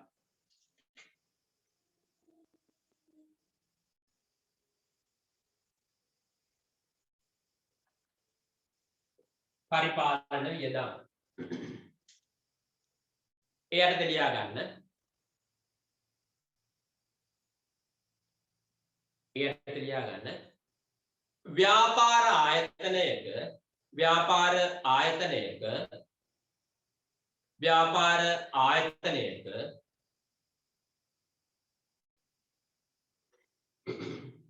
ව්‍යාපාර ආයතනයක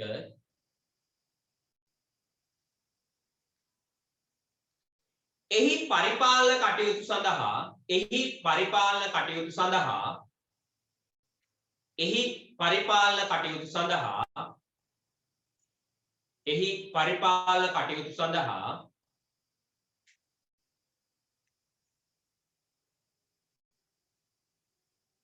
සිදු කරනු ලබන වියදම් සිදු කරනු ලබන වියදම් සිදු කරනු ලබන වියදම්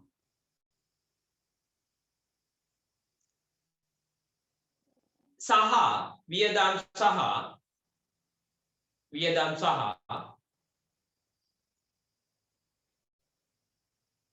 ව්‍යාපාර ආයතනය වෙනුවෙන්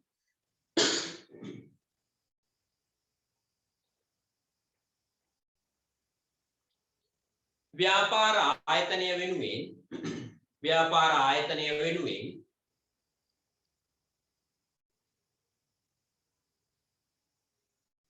ව්‍යාපාර ආයතනය වෙනුවෙන් සිදු කරන සියලුම වියදම් සිදු කරන සියලුම වියදම් සිදු කරන සියලුම වියදම් සිදු කරන සියලුම වියදම්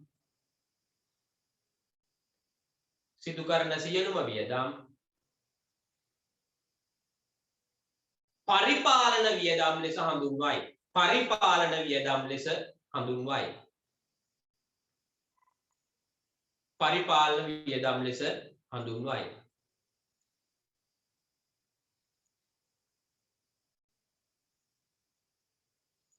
පරිපාලන වියදම් ලෙස හඳුන්වයි ඒ අනිත් උදාහරණ ලියා ගන්න ව්‍යාපාරයක් පරිපාලනය කරන්න දරන වියදම් වගේම තමයි ව්‍යාපාර ආයතනය වෙනුවෙන් දරන ඒ සමස්ත වියදම් අපි හඳුනා ගන්නවා පරිපාලන වියදම් කියලා. හරි. ලියා ගන්න. ලිපි ද්‍රව්‍ය වියදම් එක යට එක ලියා ගන්න මේවා එක ගොඩේ කමා දාලා එක පේලිය ලියන්න එපා පුතේ මේවා හරියට නෙත ගැටෙන්න ඕන ඔබට. හරිනේ? ඒ නිසා එක යට එක ලස්සනට ලියා ගන්න.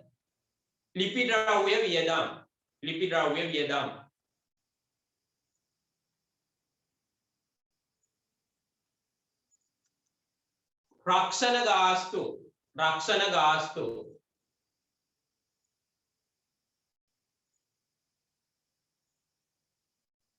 रक्षण गास्तु ඊළඟ ගොඩනැගිලි කුලී සහ වරිපනම් ගොඩනැගිලි කුලී සහ වරිපනම් ගොඩනැගිලි කුලී සහ වරිපනම්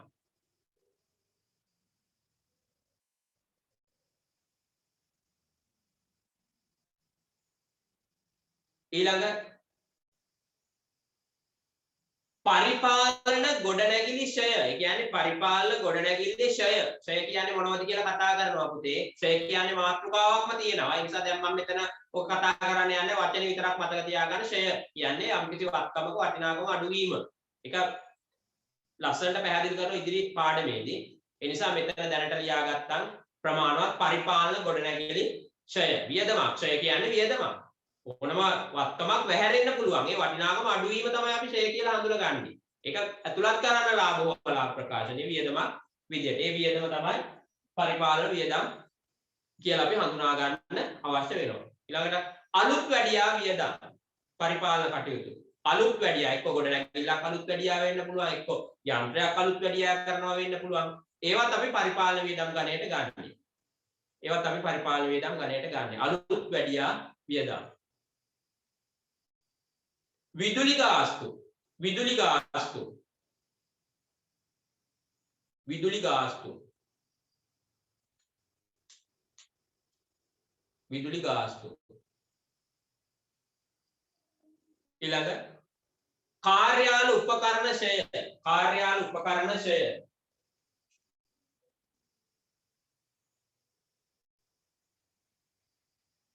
කාර්යාල උපකරණ ෂය.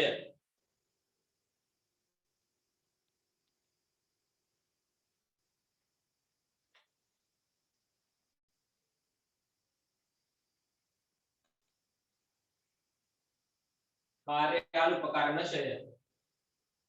හරිද? හරිද? කීපයක් ලියුවා. තවත් අපිට ගණන් හදනකොට හමු වෙයි. මම ඔය මතක් වන අත්‍යවශ්‍ය ටික තමයි ගොඩක් බහුල වශයෙන්ම ගණන් වලට සම්බන්ධ වෙන ටිකක් තමයි මම දුන්නේ. තවත් ඒවා නැතුවා නොවේ. හොඳද? ඒ නිසා අපි ගණන් වලදී ඒවා හඳුනා ගමු. හරි. ඊළඟ ශීර්ෂයට අපි යනවා පුතේ. ඊළඟ ශීර්ෂයට අපි යනවා මූල්‍ය වියදම්. මූල්‍ය වියදම්. මූල්‍ය වියදම්.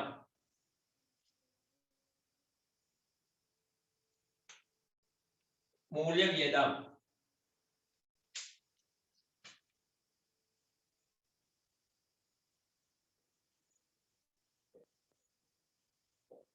දැන් අපි අද දවසේ මගේ ටාගට් එක තමයි අර ඉගෙන ගත්තු ධන ලාභ කොටසයි සුද්ධ ලාභ කොටසයි මේ කොටස් දෙක සම්බන්ධ කරලා ගණනක් හදන්න. අපි බලමු පුළුවන් වුණොත් ඒ ආකෘතියක් දීලා ගණනක් හදන්න උත්සාහ කරනවා කාල වේලාවත් සමග. මේක පුතේ අපි වැඩි තේරුම් අරන් ඉස්සරහට යන්න ඕන ගමනක් නේ. දැන් මේක කොතනින් හරි બ્લોක් වුණොත් තැනකින් ඉස්සරහට ගණන් ටික හදා ගන්න බැරි වෙනවා. ඒ නිසා මම මේ යන්න පුළුවන් අවම වේගෙන් තමයි යන්නේ. එතකොට මෙතන මේ සම්බන්ධයෙන් කිසිම දැනුමක් නැති කෙනෙක් ඉන්නවනම් අනිවාර්යයෙන්ම යාටත් මේක පුළුවන් වෙන්න ඕන. පැහැදිලිනේ?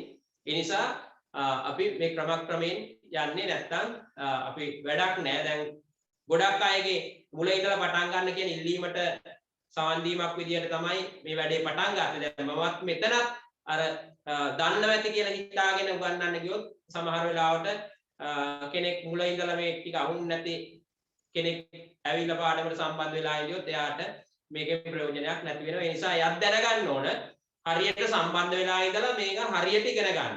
කොහොම හරි සම්බන්ධ වෙන්න. අද දවසේ උගන්වන එක හරියට අවබෝධ වුනේ නැත්නම් නැවත වරක් වීඩියෝ එකේ අවශ්‍ය තැන් යව බලන්න. නේ? අවශ්‍ය තැන් යව බලන්න. ඔබට මේව ඩවුන්ලෝඩ් කරගන්න පුළුවන් නේ. ඩවුන්ලෝඩ් කරගෙන බලන්න. දැන් ගොඩක් වෙලාවට රවුටර් පාවිච්චි කරනවා. එතකොට ඒ රවුටර් වලට ඔය රාත්‍රී 12න් පස්සේ උදේ 8නුයි ඔය data ටික ගොඩක් වෙලාවට ඉතුරු වෙනවා. ඔන්න ඔය කාල සීමාව තුලදී ඔය link එකෙන් ගිහිල්ලා ඩවුන්ලෝඩ් කරලා තියාගන්න. ඊට පස්සේ අපිට ඕන වෙලාවක බලන්න පුළුවන්. හරිනේ? හරි. මූල්‍ය වියදම්. හරි. එතකොට මම කිව්වා උදේ මූල්‍ය වියදම් කියන්නේ මේ මූල්‍ය ආයතනත් එක්ක ණය ගනුදෙනු කරද්දී ඒ වෙනුවෙන් දරන්න සිදුවන වියදම් කියලානේ. හරි. අපි ලියාගමු. එහෙනම් ඒ අර්ථය ලියාගන්න. ව්‍යාපාරයේ ණය මුදල් සපයා ගැනීම සඳහා ව්‍යාපාරයේ ණය මුදල් සපයා ගැනීම සඳහා ව්‍යාපාරයේ ණය මුදල් සපයා ගැනීම සඳහා ව්‍යාපාරයේ ණය මුදල් සපයා ගැනීම සඳහා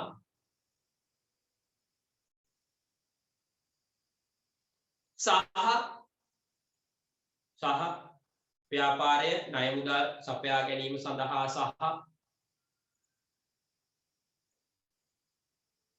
බැංකු ගිණුම් පවත්වාගෙන යාම සඳහා බැංකු ගිණුම් පවත්වාගෙන යාම සඳහා බැංකු ගිණුම් පවත්වාගෙන යාම සඳහා බැංකු ගිණුම් පවත්වාගෙන යාම සඳහා බැංකු ගිණුම් පවත්වාගෙන යාම සඳහා දැරූ වියදම් දැරූ වියදම් දැරූ වියදම් දැරූ වියදම් දැරූ වියදම් මූල්‍ය වියදම් ලෙස හඳුන්වයි මූල්‍ය වියදම් ලෙස හඳුන්වයි මූල්‍ය වියදම් ලෙස හඳුන්වයි මූල්‍ය වියදම් ලෙස හඳුන්වයි දැන් පැහැදිලි නේ පුතේ ව්‍යාපාරයක් කරගෙන යනකොට ඒ ව්‍යාපාරයට ණය මුදල් සපය ගන්න වෙනවා එතකොට සමහර වෙලාව බැංකු කටයුතු බැංකුත් එක්ක ගනුදෙනු කරන්න වෙනවා අන්න ඒ සම්බන්ධයෙන් දරන වියදම් අපි වෙනම මූල්‍ය වියදම් කියලා මෙතන හඳුන්වනවා පැහැදිලි උදාහරණ කීපයක් ලියා ගන්න උදාහරණ ලියා ගන්න එකයට එක ලස්සන ලියා ගන්න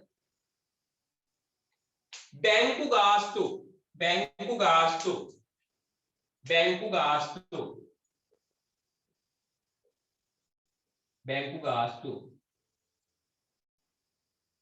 ණය පොලි බැංකු ගාස්තු ණය පොලි ඊට පස්සේ අයිරා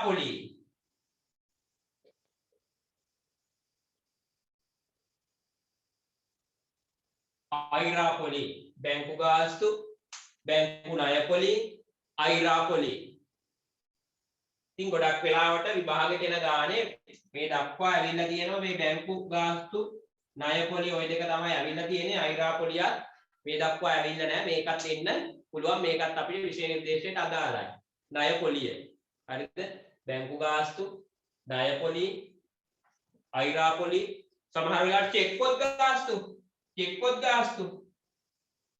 පොත් එකක් ලියා ගන්න පුතේ චෙක් පොත් ගාස්තු දැන් ජංගම ගිණුමක් පවත්වාගෙන යනකොට දැන් ඔබට මේ පාඩමේ බිස්නස් ටිකේදී වෙළඳ යාම හා උපකාරක සේවා කියන පාඩමේදී චෙක් පත් සම්බන්ධයෙන් ඔබ අධ්‍යයනය කරන්න ඇති හරිද එතකොට ජංගම ගිණුමක් පවත්වාගෙන යනකොට ඒ ජංගම ගිණුම් හිමියට ඒ අදාළ බැංකුව විසින් චෙක් පොතක් නිකුත් කරනවා ජංගම ගිණුම ඕපන් කරපු දවසේ. එතකොට මේ චෙක් පොතට අර ජංගම ගිණුම් හිමියාගේ account එකෙන් සල්ලි අඩු වෙනවා. ඒක එතකොට මේ ව්‍යාපාරයේ මූල්‍ය වියදමක් විදියට අපි හඳුනාගත යුතු වෙනවා. හරි. අවසාන ශීර්ෂය ලියා ගන්න වෙනත් වියදම්.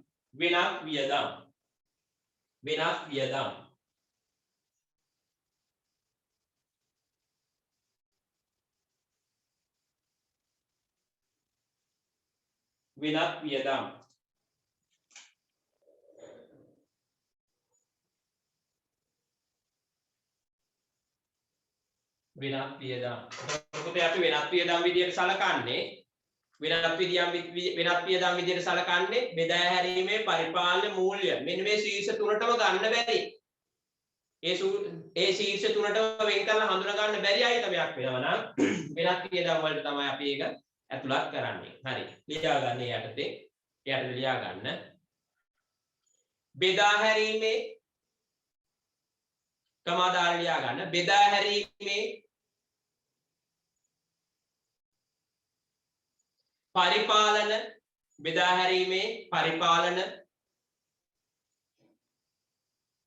බෙදා හැරීමේ පරිපාලන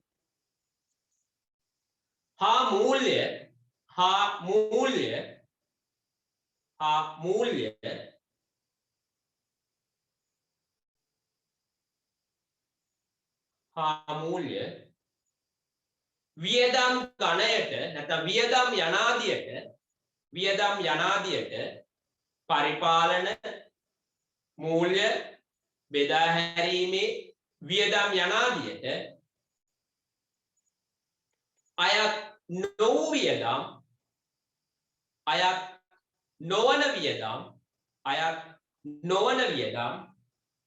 අයත් නොවන වියදම්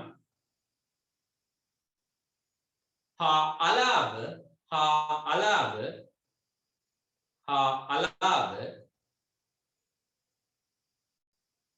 ha alav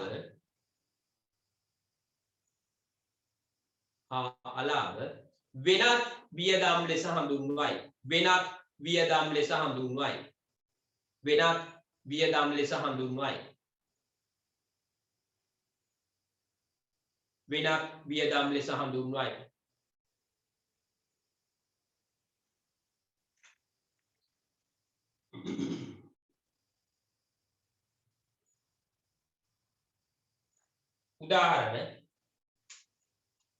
උදාහරණ මුදල් වංචාලාභ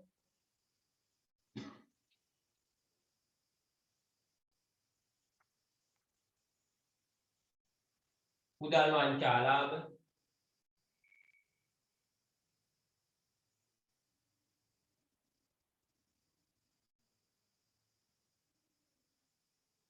මුදල් වංචාලාභ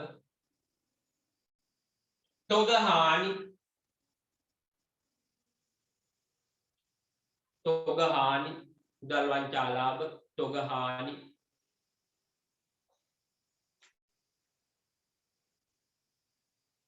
එතකොට මේක මේ තොග හානියක් සමහර වෙලාවට ගිනි ගැනීමෙන් වෙන්න පුළුවන් ගින්නේ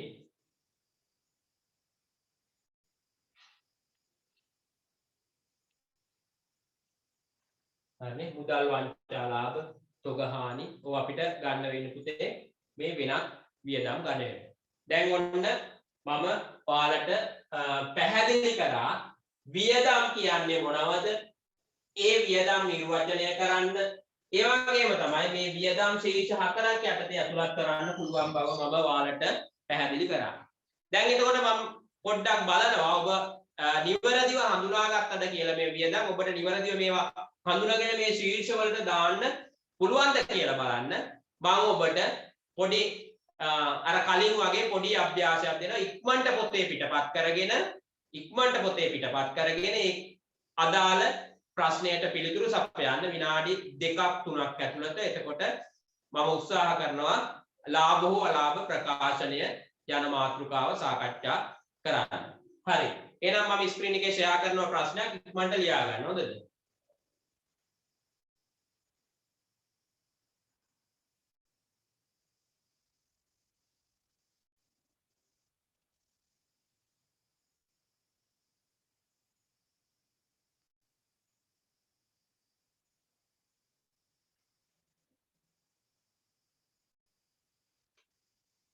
හරි ඉක්මනට ලියා ගන්න පුතේ.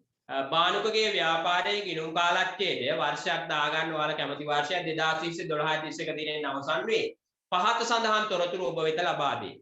බොල් ණය ප්‍රචාරණ වියදම් වෙළඳ සේවක වේතන බැංකු ණය පොලි විදුලි ගාස්තු දුම් වට්ටම් බෙදා හැරීමේ රත ඡය වීම ලිපි ද්‍රව්‍ය වියදම් රක්ෂණ ගාස්තු බැංකු ගාස්තු කඩකුලී ගෙවීම මුදල් වංචාලාභ ඔබ විසින් ඉහත සඳහන් කර ඇති වියදම් පහත දැක්වෙන ශීර්ෂයටතේ වර්ග කරන්න අනුගන්නපු ශීර්ෂ හතරම දීලා තියෙනවා ඔන්න පෙරලා බලන්න නැතුව වැරදුනාට කමක් නැහැ පැන්සලෙන් හරි ලියන්න තමන් පාඩමට සවන් දීගෙන ඉඳී දැන් නැවත මම දීපු නෝට් එකේ බලන්න එපා මේක කොතෙන්ටද සර් දාලා තියෙන්නේ කොතෙන්ටද දුන්නේ එහෙම බලන්න නැතුව පුතේ වරදින්න දෙන්න වැරදුනොත් අපි හදාගමු නේ අද වැරදුනොත් අයිමත් වරදින්නේ නැහැ හෙට ඒ නිසා තමන්ට දැනෙන විදියට අවබෝධ වෙච්ච විදියට මේ ටික පැන්සලෙන් ලියාගෙන යන්න. එතකොට ඔබට මෙතන තියෙනවා 2යි 4යි 6යි 12ක් තියෙනවා.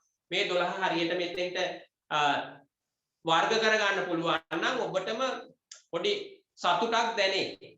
නේ? නියතමානී සතුටක් තමන්ට දැනෙනවා. ඒක කාටවත් වළක්වන්න බෑ. ඒක කාටවත් කිව්වට තේරෙන්නේ නැහැ. ඒක තමන්ටම තමයි ඒ අත්දැකීම ලැබෙන්නේ. ඒ නිසා බලන්න උත්සාහ කරන්න බලන්න. විනාඩි 2ක් යයි ලියා ගන්න. තව විනාඩි 2ක් දෙන්නම් ෆිල් කරන්න වගුව. ලියාගෙන ඉවර වෙලා මට පොඩ්ඩක් chat එකේ තියන්න සර් ඉවරයි නැත්තම් finish okay කියලා මට chat box එකේ තියන්න. එතකොට මට සාකච්ඡා කරන්න යන්න පුළුවන්. right.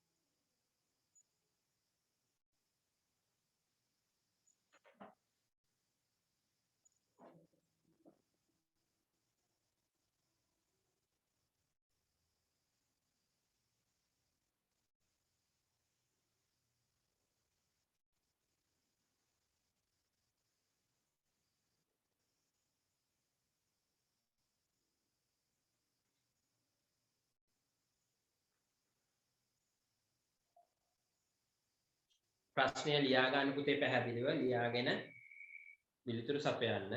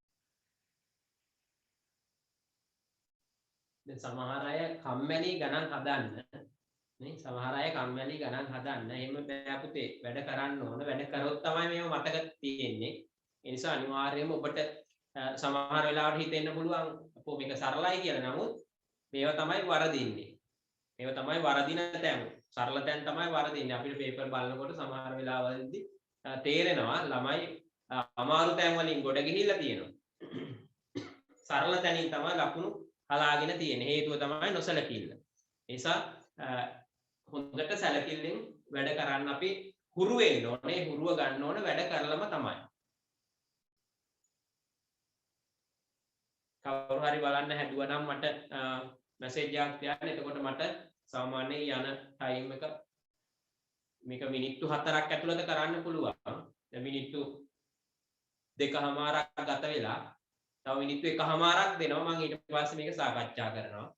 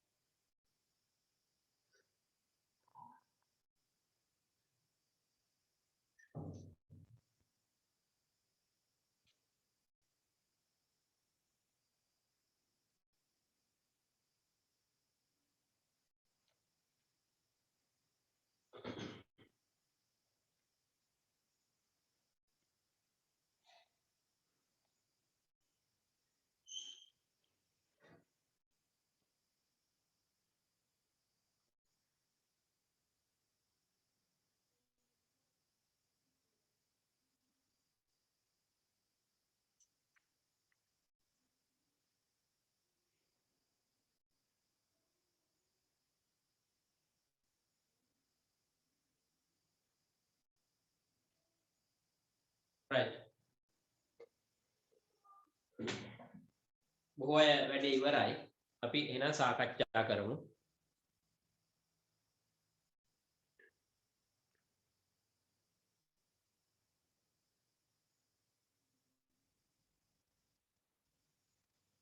හරි.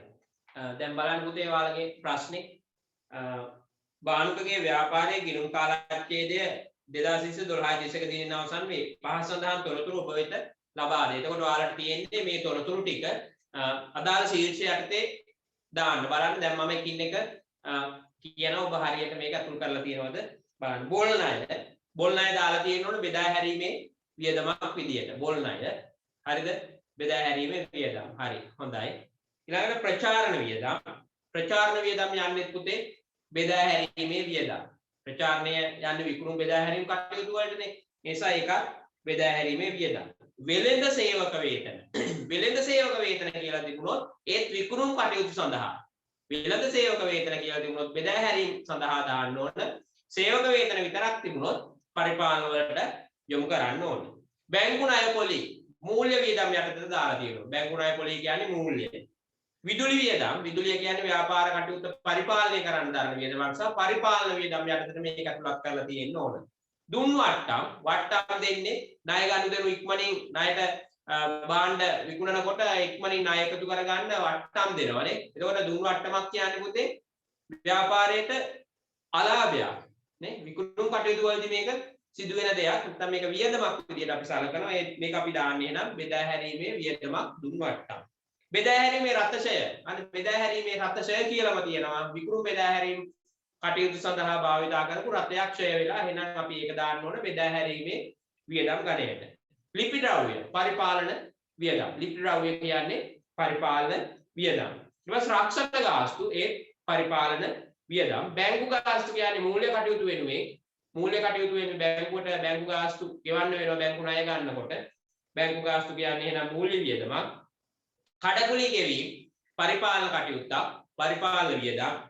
මුදල් වංචාලාභ වෙනත් වියදම් මේ විදිහට ඔබ ශීර්ෂ කරලා ඇති කියලා මා විශ්වාස කරනවා. මේ විදිහට තමයි ගණන් වලදී ඔබ හඳුනාගත යුතු වෙන්නේ. ඒ නිසා පුතේ ඊටම වැදගත් මේවා හරියට අවබෝධ කර ගැනීම. ඊටම වැදගත්. එහෙනම් පුතේ ඔන්න අපි මේ දක්වා ඉගෙනගෙන ගත්ත අර දලලාභය වෙනම ගණනය කරලා දැන් සුද්ධලාභය වෙන ගණනය කරන ආකාරය ඔයාගත්ත මේ දෙක අපි එකතු කරලා දැන් ලාභ අලාභ ප්‍රකාශනය පිළිවෙල කර යුතු වෙනවා. හරිද? දැන් ලාභ අලාභ ප්‍රකාශනය ආකෘති මම අද සාකච්ඡා කරන්නේ නැහැ. ඒකට ප්‍රමාණවත් කාලයක් ඉතිරි වෙලා නැහැ. ඒ නිසා අපි අද දවසේ ලාභ හෝ අලාභ ප්‍රකාශනය පිළියෙල කිරීම කියන මාතෘකාව අපි සටහන් කරගෙන ඒ සඳහා වූ පොඩි හැඳින්වීමක් ලියාගෙන විස්තරයක් ලියාගෙන ඒ ආකෘතිය දක්වා අපි ඇවිල්ලා ලබන සතියේ මම ආකෘතිය සාකච්ඡා කරනවා. ආකෘතිය මාත් එක්කම තමයි ඔබ සාකච්ඡා මාර්ගයෙන් ලියාගත යුතු වෙන්නේ. ඒ නිසා ඒකට කාලයක් නැහැ. මාතෘකාව ලියා ගන්න ලාභ හෝ අලාභ ප්‍රකාශනය පිළියෙල කිරීම. මාතෘකාව ලියා ගන්න ලාභ හෝ අලාභ ප්‍රකාශනය පිළියෙල කිරීම.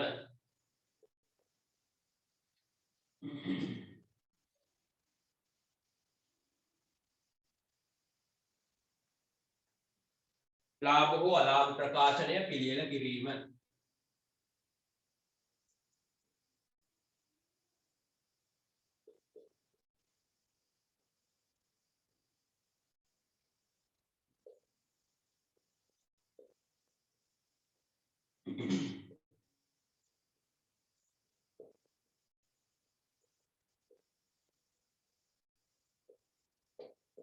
ලාභ හෝ අලාභ ප්‍රකාශනය පිළියෙල කිරීම.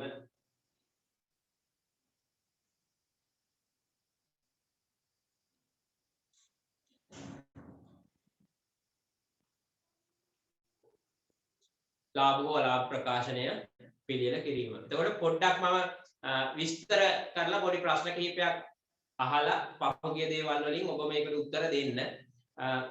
මම අහනකොට ප්‍රශ්නේ ඔබ හිතින් උත්තරේ සපය ගන්න.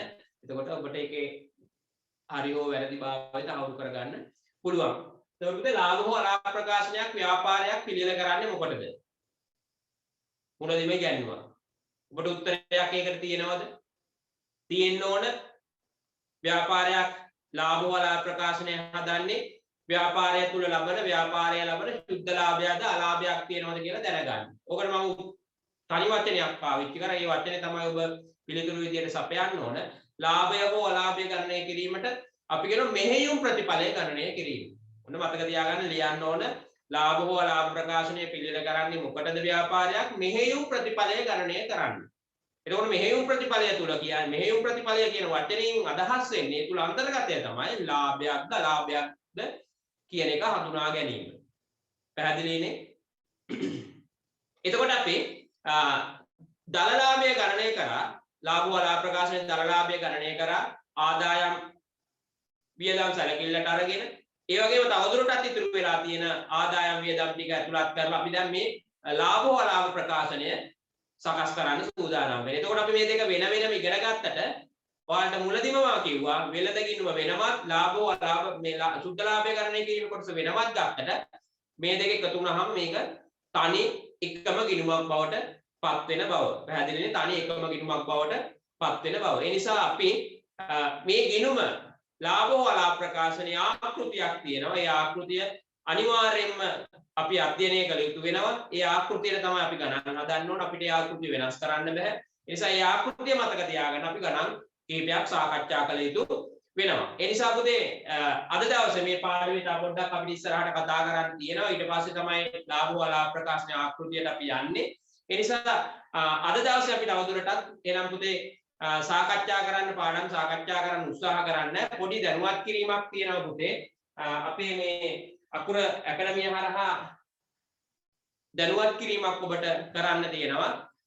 ඔබට අපි අකුර ඇකඩමිය හරහා ඔබට දුරකථන අංක 3ක් විතරයි යොමු කරලා තියෙන්නේ. මේ දුරකථන අංක 3න් හැර වෙනත් දුරකථන අංකයක් සමග සම්බන්ධ වෙලා ඔබ ගනුදෙනු කරනවා නම් ඒ සම්බන්ධයෙන් ආයතනය වග කියන්නේ නැති බව ආයතනයේ පාලනාධිකාරිය දැනුවත් කරලා තියෙනවා. ඒ නිසා මෙන්න මේ අංක 3 විශේෂයෙන් ඔයාලා මතක තියාගන්න 0යි 7යි 0යි 7යි 0යි 7යි 0යි 325 325 ඒ වගේම 0යි 7යි 1යි 8යි 8යි 8යි 57යි 19 0යි 7යි 0යි 7යි 0යි 7යි 0යි 265 මෙන්න මේ දුරකථන අංක 3 හරහා ඔබ ආයතනය සමග ගනුදෙනු කරනවා හැරෙන්න සම්බන්ධතා කරනවා හැරෙන්න වෙන දුරකථන අංකවලට වග කියන්නේ වෙන දුරකථන අංක හරහා ඔබ කරනු ලබන යම් යම් සම්බන්ධ වීම වලට. ඒ නිසා මතක තියාගන්න ඔබට මට හිතෙන ගෲප් හරහා දැනුවත් කරලා ඇති මේ අපේ ආයතනයේ නම පාවිච්චි කරලා වෙනත් ක්‍රමවේද හරහා යම්කිසි බාධා කිරීම කරන්න උත්සාහ කරලා තියෙන බව හෙළි වෙලා තියෙනවා. ඒ නිසා ඔබට දැනුවත් කරන්න කියලා මතක් කරන්න කියලා අපිට දැනුවත් වීමක් ඔබට මෙන්න මේ අංක 3න් හැරෙන්න ආයතනය මේ අංක 3න් හැරෙන්න ආයතනය කටයුතු කරන්නේ නැහැ. මේ තියෙන්නේ අංක 3 නිසා ඔබ අනිවාර්යයෙන්ම මේක මතක තබා ගත යුතුයි. තාම වැදගත් කාරණයක් බවට පත් වෙනවා. පැහැදිලිනේ? හරි. ඒකත් දැනුවත් කරන ගමන් ලබන සතිය අපි එන පුතේ ලාභ වලාභ ප්‍රකාශනය පිළිවෙල කිරීමට අදාළ ලාභ වලාභ ප්‍රකාශනය පිළිවෙල කිරීමට අදාළ ආකෘතියත් එක්කම අපි ලස්සනට ගණන් ටිකක් හදලා ගැලපුම් සටහන් වලට ප්‍රවිෂ්ඨ වෙනවා. ඒ නිසා අපි අද දවසේ තවදුරටත් මේ පාඩම මෙතනින් ඉස්සරහට ගෙනියන්න සූදානම් නැහැ. ඒ නිසා සම්බන්ධ වුණු සියලු දෙනාටම සුබ රාත්‍රියක් ප්‍රාර්ථනා කරමින් නැවතත් සුපුරුදු පරිදි ලබන අඟහරුවාදා පස්වරු 7ට නැවත හමු වීමේ බලාපොරොත්තුවෙන් මා ඔබෙන් සමු ගන්නවා. සියලු දෙනාටම ආයුබෝවන්.